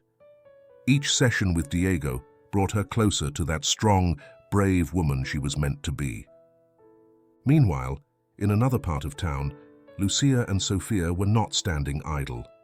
Both were at the forefront of the emotional and social effort Helena needed to strengthen her position in the trial. Lucia, with her characteristic energy, took charge of organizing interviews with former neighbors and family friends, people who knew firsthand Helena's dedication as a mother and her warm nature. Every testimony Lucia gathered, every supportive word, represented a crucial piece in the puzzle that Casey and her team were assembling. For her part, Sophia organized a community meeting that became a symbol of public support for Helena. In a small hall, surrounded by friends, colleagues, and former students, Helena received words of encouragement that touched her heart. Although the audience was small, the impact on Helena was huge. The community stood by her side, and that made her feel less alone. In that moment, she understood that she had built something more than a simple support network. She had formed a community that believed in her, that trusted her ability as a mother. The day before the trial, Helena met once more with Casey. The air was heavy, filled with tension, but also resolve. Helena knew facing Richard in court would be challenging, that the questions would be difficult, and the accusations hurtful. Casey, seeing the anxiety on her face, looked straight at her. "I know you're nervous, Helena," she said softly but firmly, "and you have every right to be. This trial will be complicated. Richard will attack your emotional stability, try to put you in a position where you look vulnerable. But I want you to know something. What really matters isn't what he says about you, but what you know about yourself. You are an exceptional mother. You've done everything in your power to care for Samuel, even when everything seemed against you." Helena nodded, her throat tight with emotion. "I know, but what if I made mistakes? What if I'm not enough for him?" Casey looked at her with understanding, but also with a firmness that surprised Helena. "Helena, if there's something I've learned from you, it's that you never give up. And that's the most powerful quality you can have. Don't let Richard make you doubt your ability as a mother. The trial is just one part of this fight.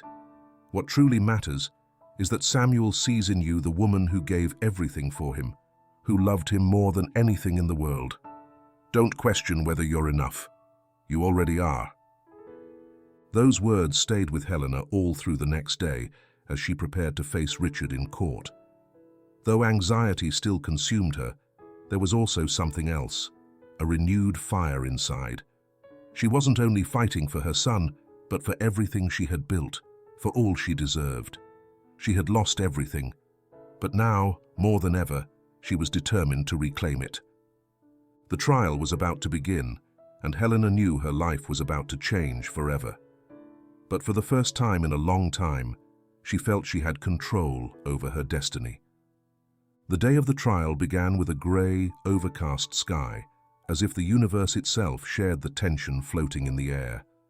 The courtroom was filled, charged with the vibrant energy of a legal battle that would change the course of entire lives. In one corner of the room, Richard's team was perfectly organized, his lead attorney taking notes with precision, and his client, Richard himself, as imposing as ever. He appeared at the trial with his usual lofty bearing, impeccably dressed, gaze fixed straight ahead, with a subtle gleam of arrogance in his eyes, as though he already knew he had everything under control. On the other hand, Helena sat in the courtroom, nervous but determined. Though her heart pounded rapidly, she tried to maintain her composure. She had faced so many trials over the last few months that the hearing, by comparison, felt like the final station before salvation. Next to her, Casey, her attorney, could not have been more different. While Helena's nerves were obvious, Casey's calm radiated reassurance. She was the prepared warrior, confident in every move she had meticulously planned. Richard's team began the trial by presenting their evidence. His lawyers were quick and efficient, but also cold, as if Samuel's well-being were just another detail in a strategic game. The first blow came when his attorney presented documents intended to discredit Helena's emotional stability. "Your client," the attorney declared categorically, "does not have the emotional capacity to care for a child. She has shown clear signs of instability, making her unsuitable to have custody of Samuel." Carefully selected witnesses were called to the stand, people who barely knew Helena, but who, according to Richard, could reinforce his version of events. One by one, the witnesses described Helena as insecure and dependent.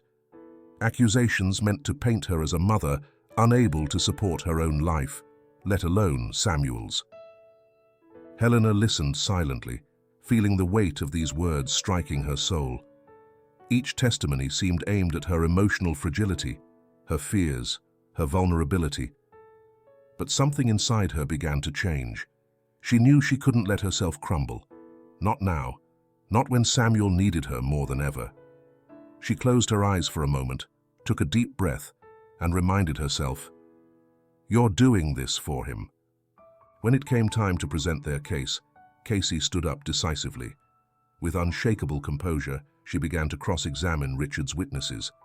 Each of her questions was designed to expose the falseness of their accusations, and above all, to reveal the manipulation that had taken place. How many times was Richard actually at home during Samuel's first months of life? Casey asked one witness, a colleague of Richard's, who had claimed that Helena was emotionally unstable. The witness faltered and failed to give a clear answer. Casey continued skillfully, using the inconsistencies in the witnesses' statements to undermine their credibility. Every contradiction sowed doubt in the minds of the judges and onlookers. But the strongest point of her strategy came when she presented the first evidence from Samuel's school reports. These reports showed a clear deterioration in Samuel's behavior since he had been living under his father's care. His academic performance had declined, and his teachers had noted a transformation in his attitude. A boy once cheerful and outgoing was now withdrawn, struggling to relate to his peers. Helena tensed in her seat as she listened to Casey's words, but at the same time, she felt a ray of hope. This was what she needed. Samuel was not doing well, and it wasn't her fault. Casey had achieved something crucial. the kind of evidence Helena had been waiting for. As the case progressed, Helena observed Richard, who remained stoic, almost unflappable. But in his eyes, there was a small spark of doubt he could not hide. Helena knew this was only the beginning. The battle was not over, but for the first time, she felt the pieces were aligning in her favor. All the suffering she'd endured until now, all the tears, the sleepless nights, the broken promises, seemed to converge at this moment. It was no longer about her relationship with Richard, but about Samuel's life, about the truth she knew in her heart. The trial continued, and with each testimony, each piece of evidence, Helena felt stronger. She knew the fight wouldn't be easy, but she also knew she was no longer alone. She was fighting with the support of the truth and the unconditional backing of those who believed in her. As the day went on, Helena realized that the real struggle wasn't taking place in the courtroom, but rather in the hearts of all those involved. And she, at last, had found her strength. The trial reached a turning point when Casey called Carla to the stand. The courtroom, which until then had been marked by a constant back and forth of arguments and evidence, fell into tense silence. Every eye was on her. From the lawyers to the spectators, none knew what would happen next. Even Richard, who normally maintained an almost unbreakable composure, could not hide a frown upon seeing Carla rise from her seat. He wasn't prepared for what was about to occur. Carla, visibly nervous, walked up to the witness stand. With a rigid posture and slightly trembling hands, she sat before the judge, avoiding Richard's gaze at all costs. He had once been her boss, her protector, her co-conspirator, but now he seemed miles away, sitting at the defendant's table. Though she tried to appear confident, Carla could not hide the anxiety reflected in her eyes. Casey began her questioning with calculated softness, posing questions Carla could have easily answered if she had stuck firmly to her story. With a calm tone, the lawyer asked her to speak about her relationship with Richard, about how she had met the family and her role in Samuel's life. Carla answered, but with each word, her voice trembled a bit more, and her gaze darted from the jury to the judge, as if looking for some kind of support no one was willing to give her. "How would you describe the relationship between Richard and Samuel?" Casey asked, guiding the conversation toward safer ground. Carla hesitated a moment before responding, and although her answer was neutral, her discomfort was evident. She knew every word would be scrutinized, and she was beginning to feel trapped. Finally, Casey reached the crucial point. With surgical precision, she posed the question that would mark a before and after in the trial. "Carla, is it true that Richard planned to take Samuel abroad without Helena's consent?" The silence that followed was deafening. Carla swallowed hard. For a moment, her face showed complete confusion, as if the words had been snatched from her. She could not believe she was being confronted with this uncomfortable truth, this betrayal she had accepted under pressure, and that would now become public. "Yes, it's true," she finally murmured, and although her answer was soft, the impact was immediate. A murmur swept through the courtroom, and all eyes turned to Richard, who, upon hearing Carla's confirmation, felt as if the ground had vanished beneath his feet. The look of betrayal he received from Carla was something he had never anticipated.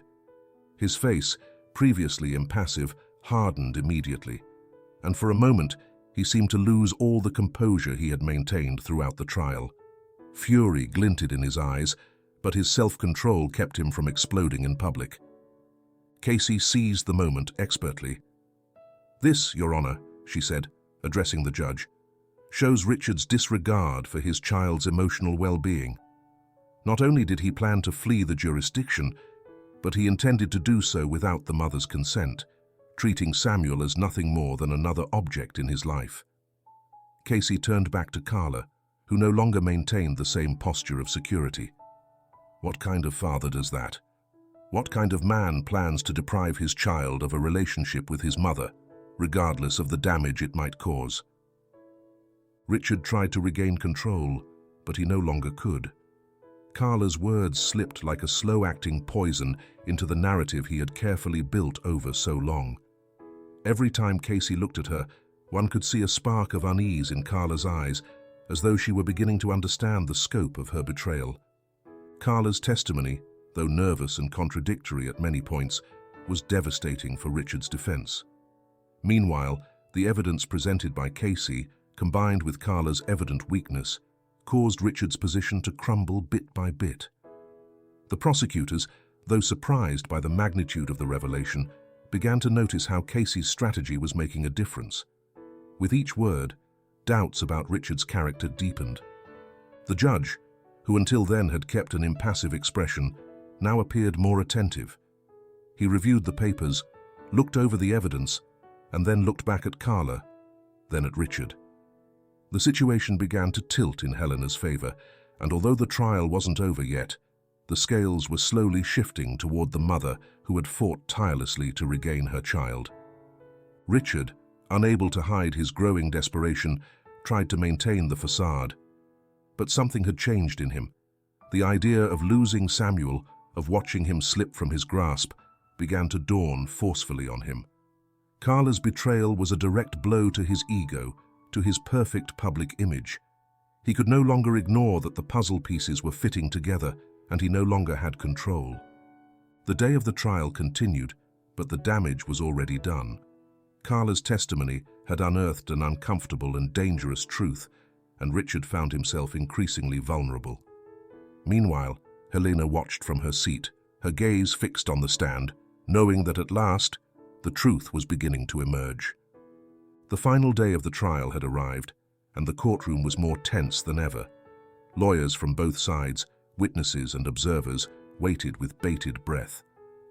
The journey had been long, but the decisive moment was about to begin.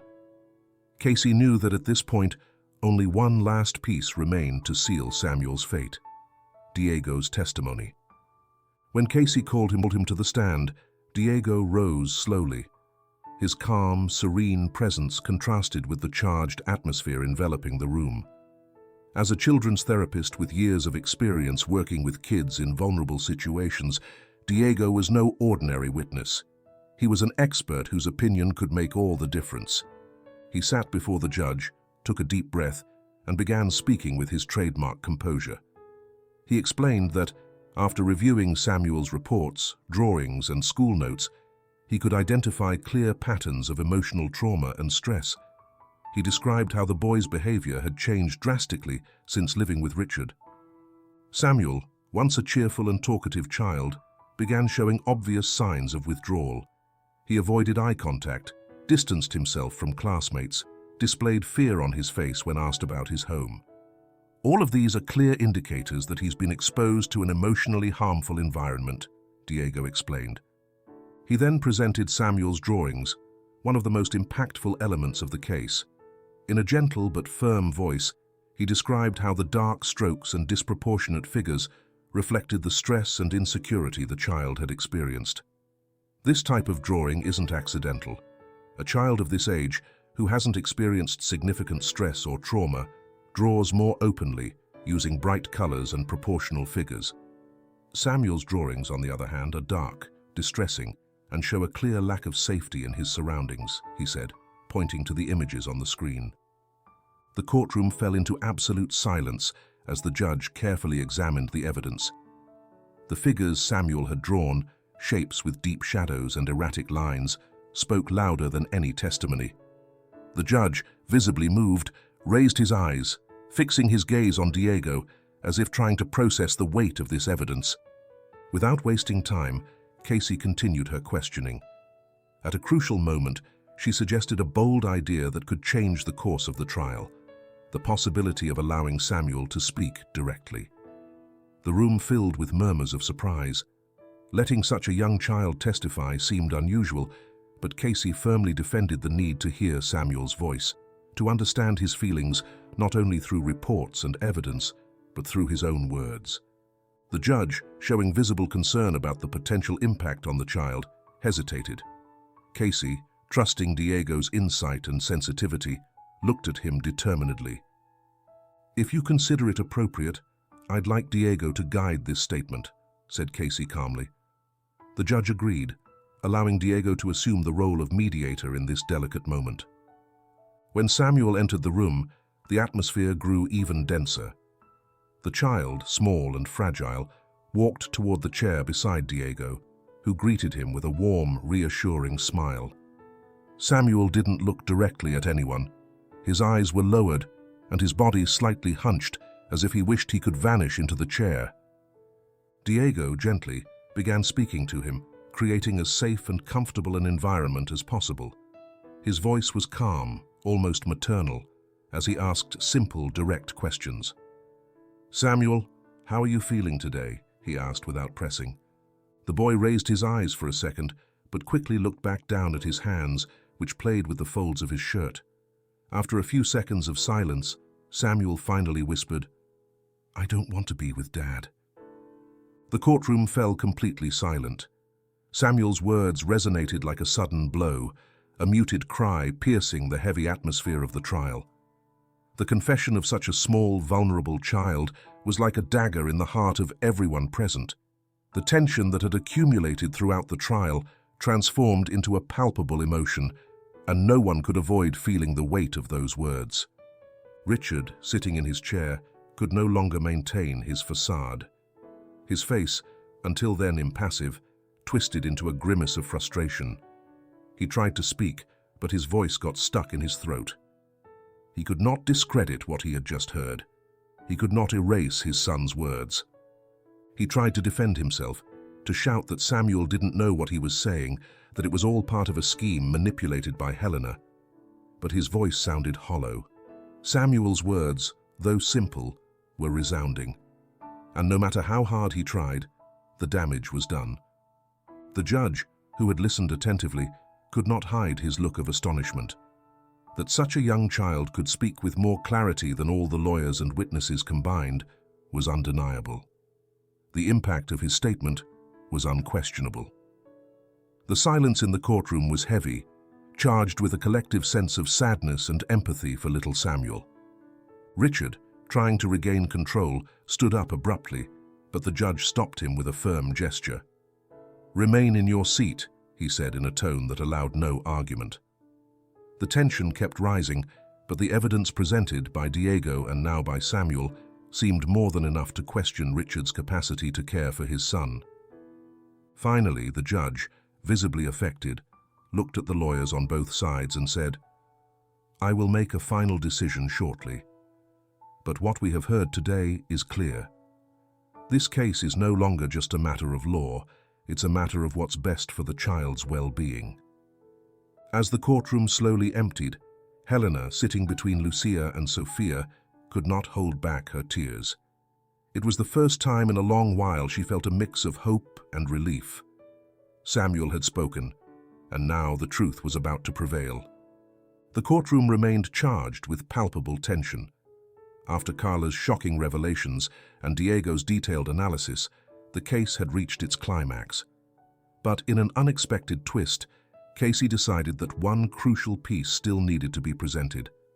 Samuel.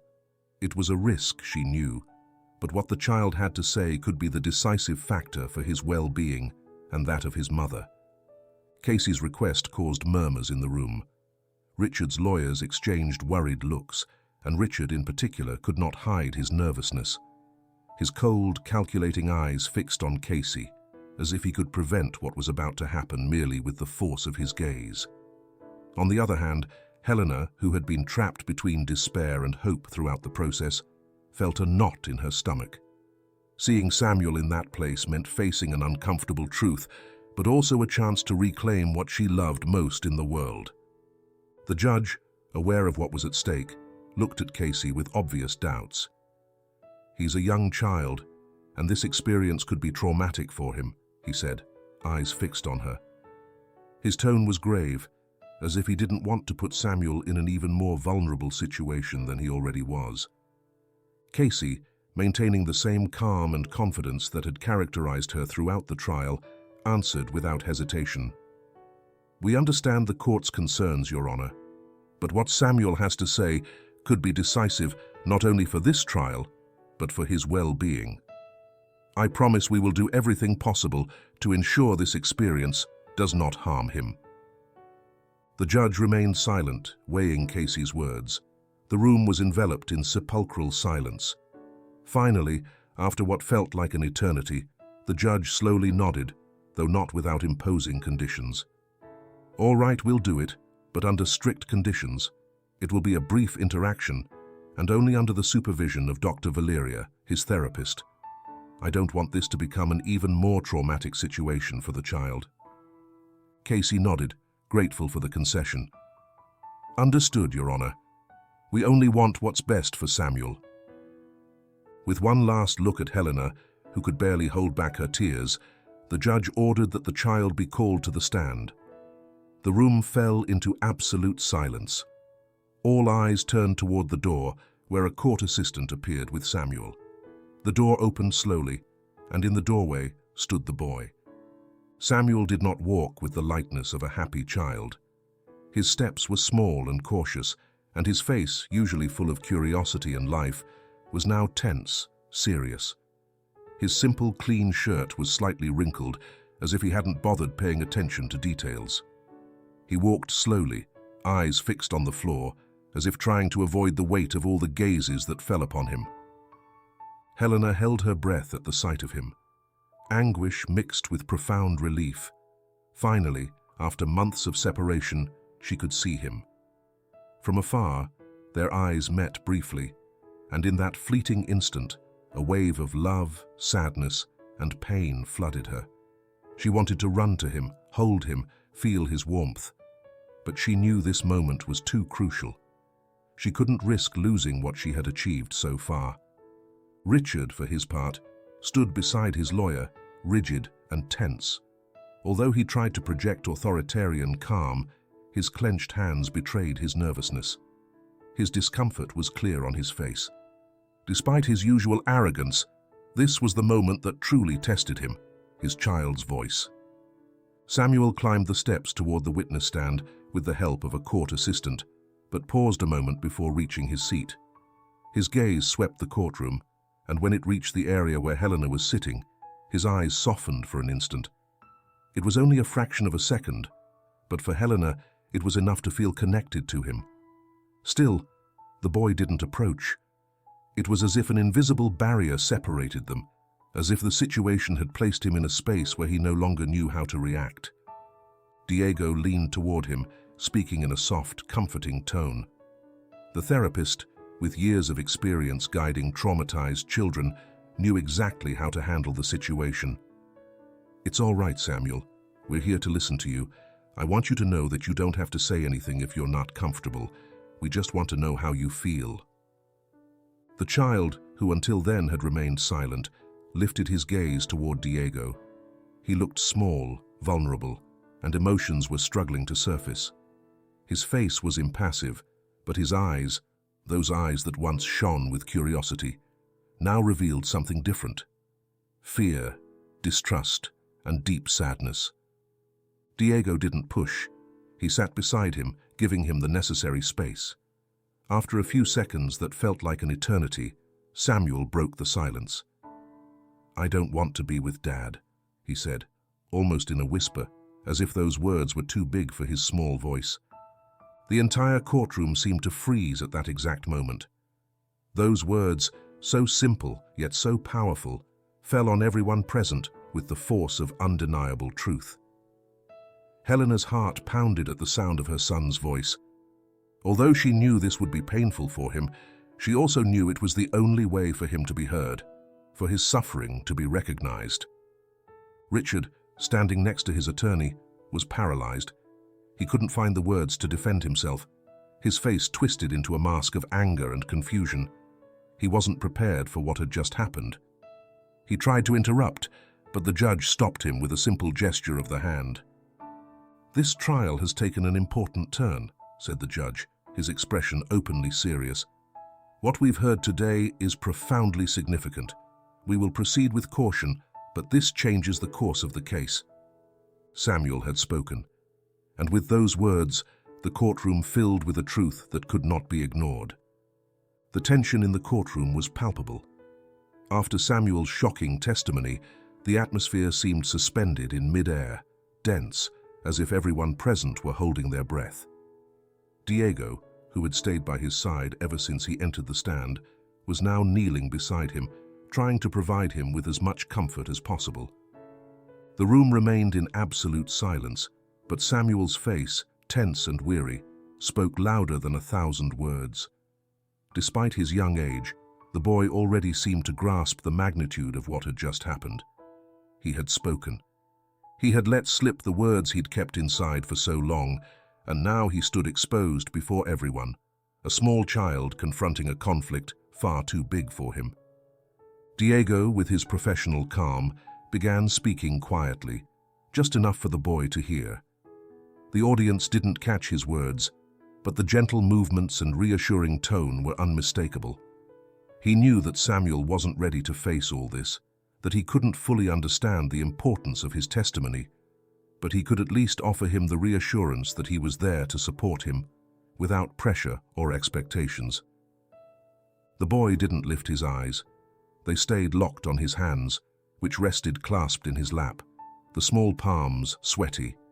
His body, curled in on itself, reflected the internal anguish he carried. Although the adults around him might feel relieved by his testimony, Samuel was trapped in a bubble of uncertainty. Diego, with patience, asked simple questions to help him calm down and release the weight of his emotions.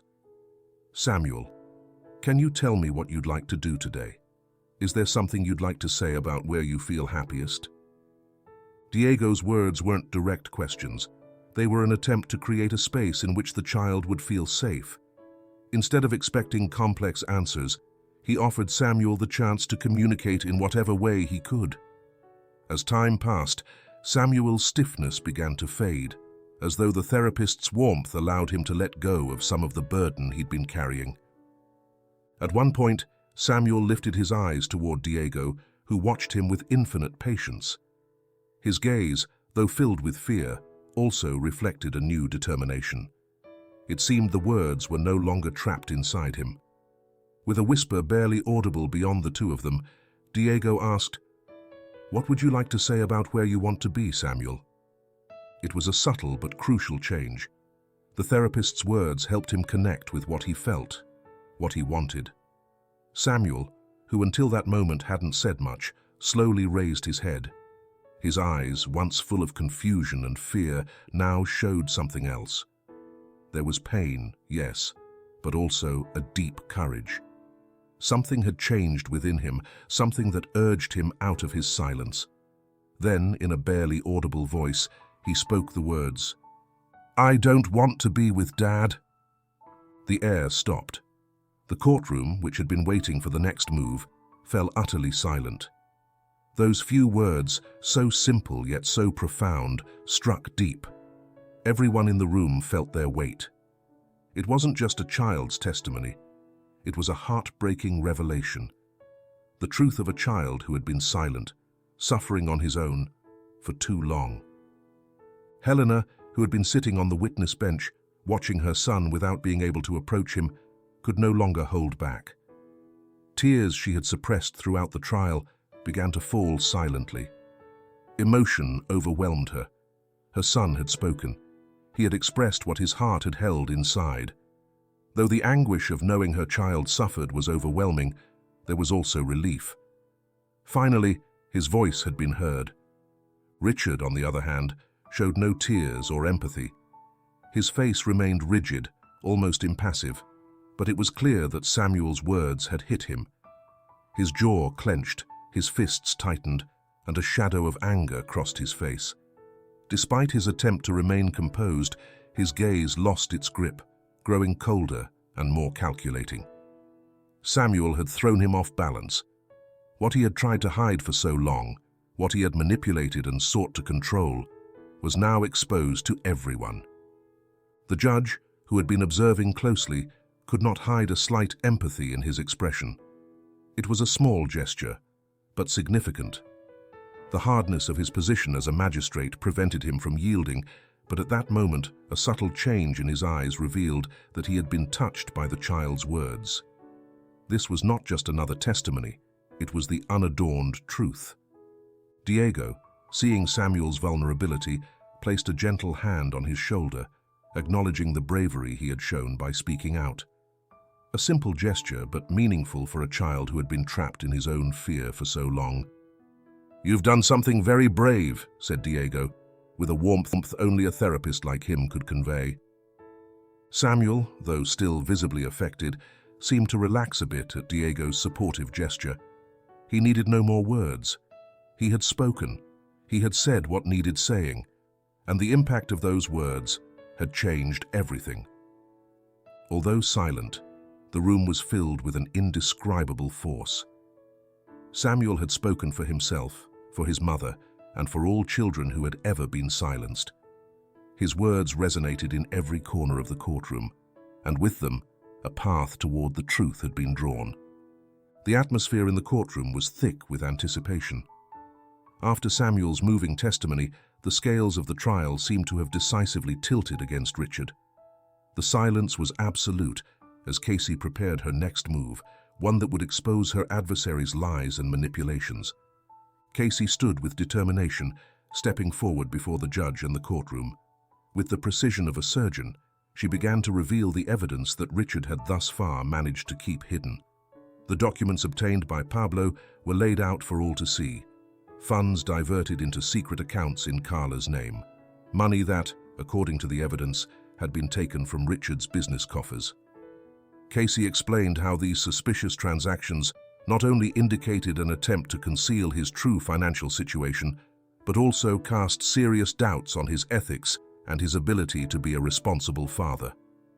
The audience, mostly silent, could not help murmuring at the magnitude of the revelation. Through the papers presented, the stable facade Richard had built was crumbling. He was no longer just a father protecting his son from an unstable mother, but a man willing to do anything to hide his own interests. The expression on Richard's face was a mixture of disbelief and fury.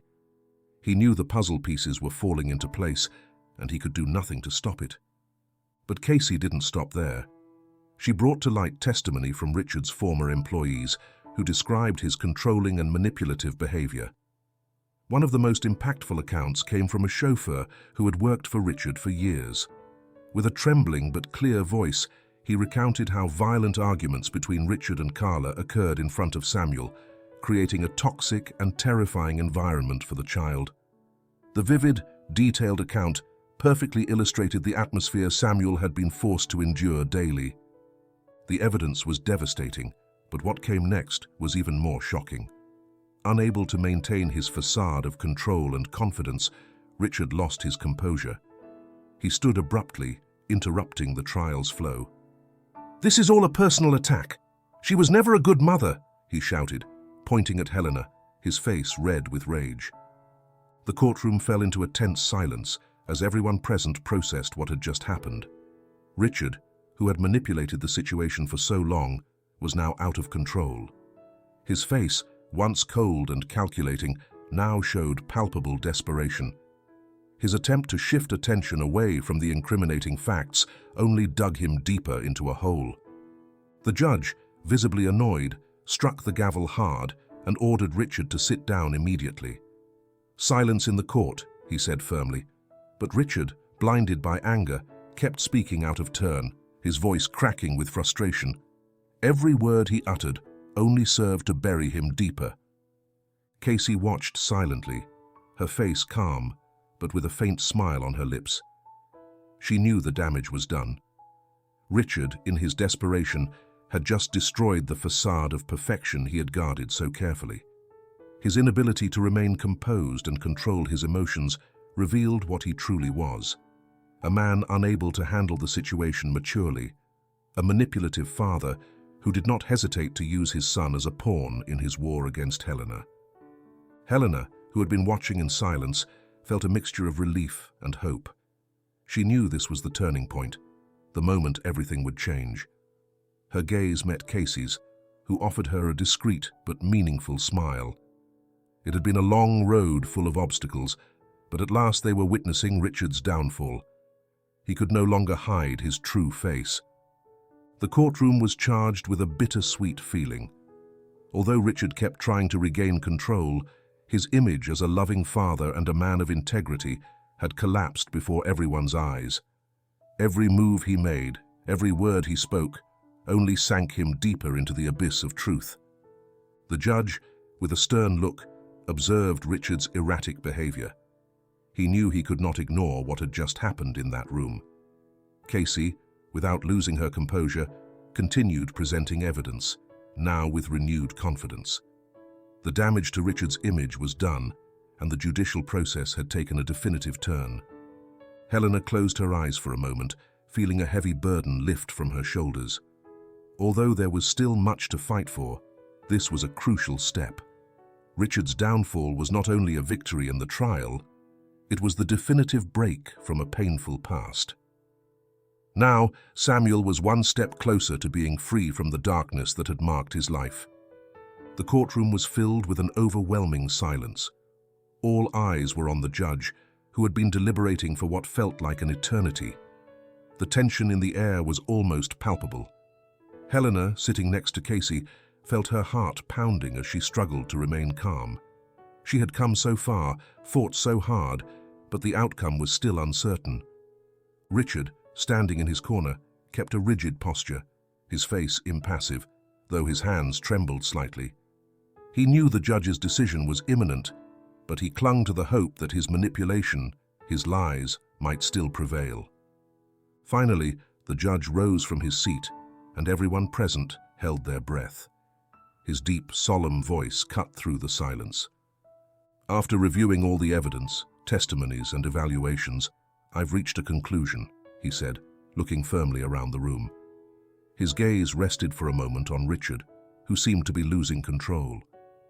"It is evident that the environment the child currently lives in is not suitable for his emotional development." Helena's heart skipped a beat. That long-awaited phrase washed over her with immediate relief, but she still did not dare to celebrate. She knew the key moment had not yet arrived. The judge continued, now looking at Helena, who was on the verge of tears. "In view of the facts presented, and considering Samuel's well-being, full custody will be granted to the mother, Helena Garcia. Any future contact between the father and the child will be subject to psychological evaluations and legal supervision." The impact of these words hit Helena like an avalanche of emotions. An unbearable weight lifted from her shoulders. Her breathing quickened and tears began to flow, but this time they were not tears of despair or fear. They were tears of relief, of happiness, of renewed hope. She had done it. Samuel, her son, would finally be hers again, free from the harm Richard had caused for so long. Casey, beside her, smiled proudly, though discreetly. She knew what this moment meant not only for Helena, but for the entire team that had worked tirelessly on this case. They had won, but there was still one last step, ensuring that Samuel was safe, protected from the toxic environment Richard had created. On the other side of the room, Richard remained still, as if the judge's words could not reach him. At first, his eyes widened in surprise, as if he could not understand what had just happened. Then, a shadow of rage crossed his face. His lips tightened and his hands clenched into fists, but nothing could change what the judge had just decided. Despite all his efforts, he had lost. The battle for Samuel's custody was no longer his. "This trial isn't over," Richard muttered, trying to keep his composure, but his voice trembled. "I'm not going to leave it at that." But his threat sounded empty, and no one in the room paid much attention to him. The judge had already made his final decision. The truth had come to light, and nothing could reverse it. After the trial, the room began to empty slowly, but for Helena, every step she took toward the exit was a step toward a new life. People looked at her with a mixture of respect and empathy, but she could not think of anything but Samuel. Her son was coming home, and nothing would separate them again. Meanwhile, Carla disappeared without a trace. She knew she had no future by Richard's side. Her intervention in the trial had been crucial, but her primary interest had always been saving herself.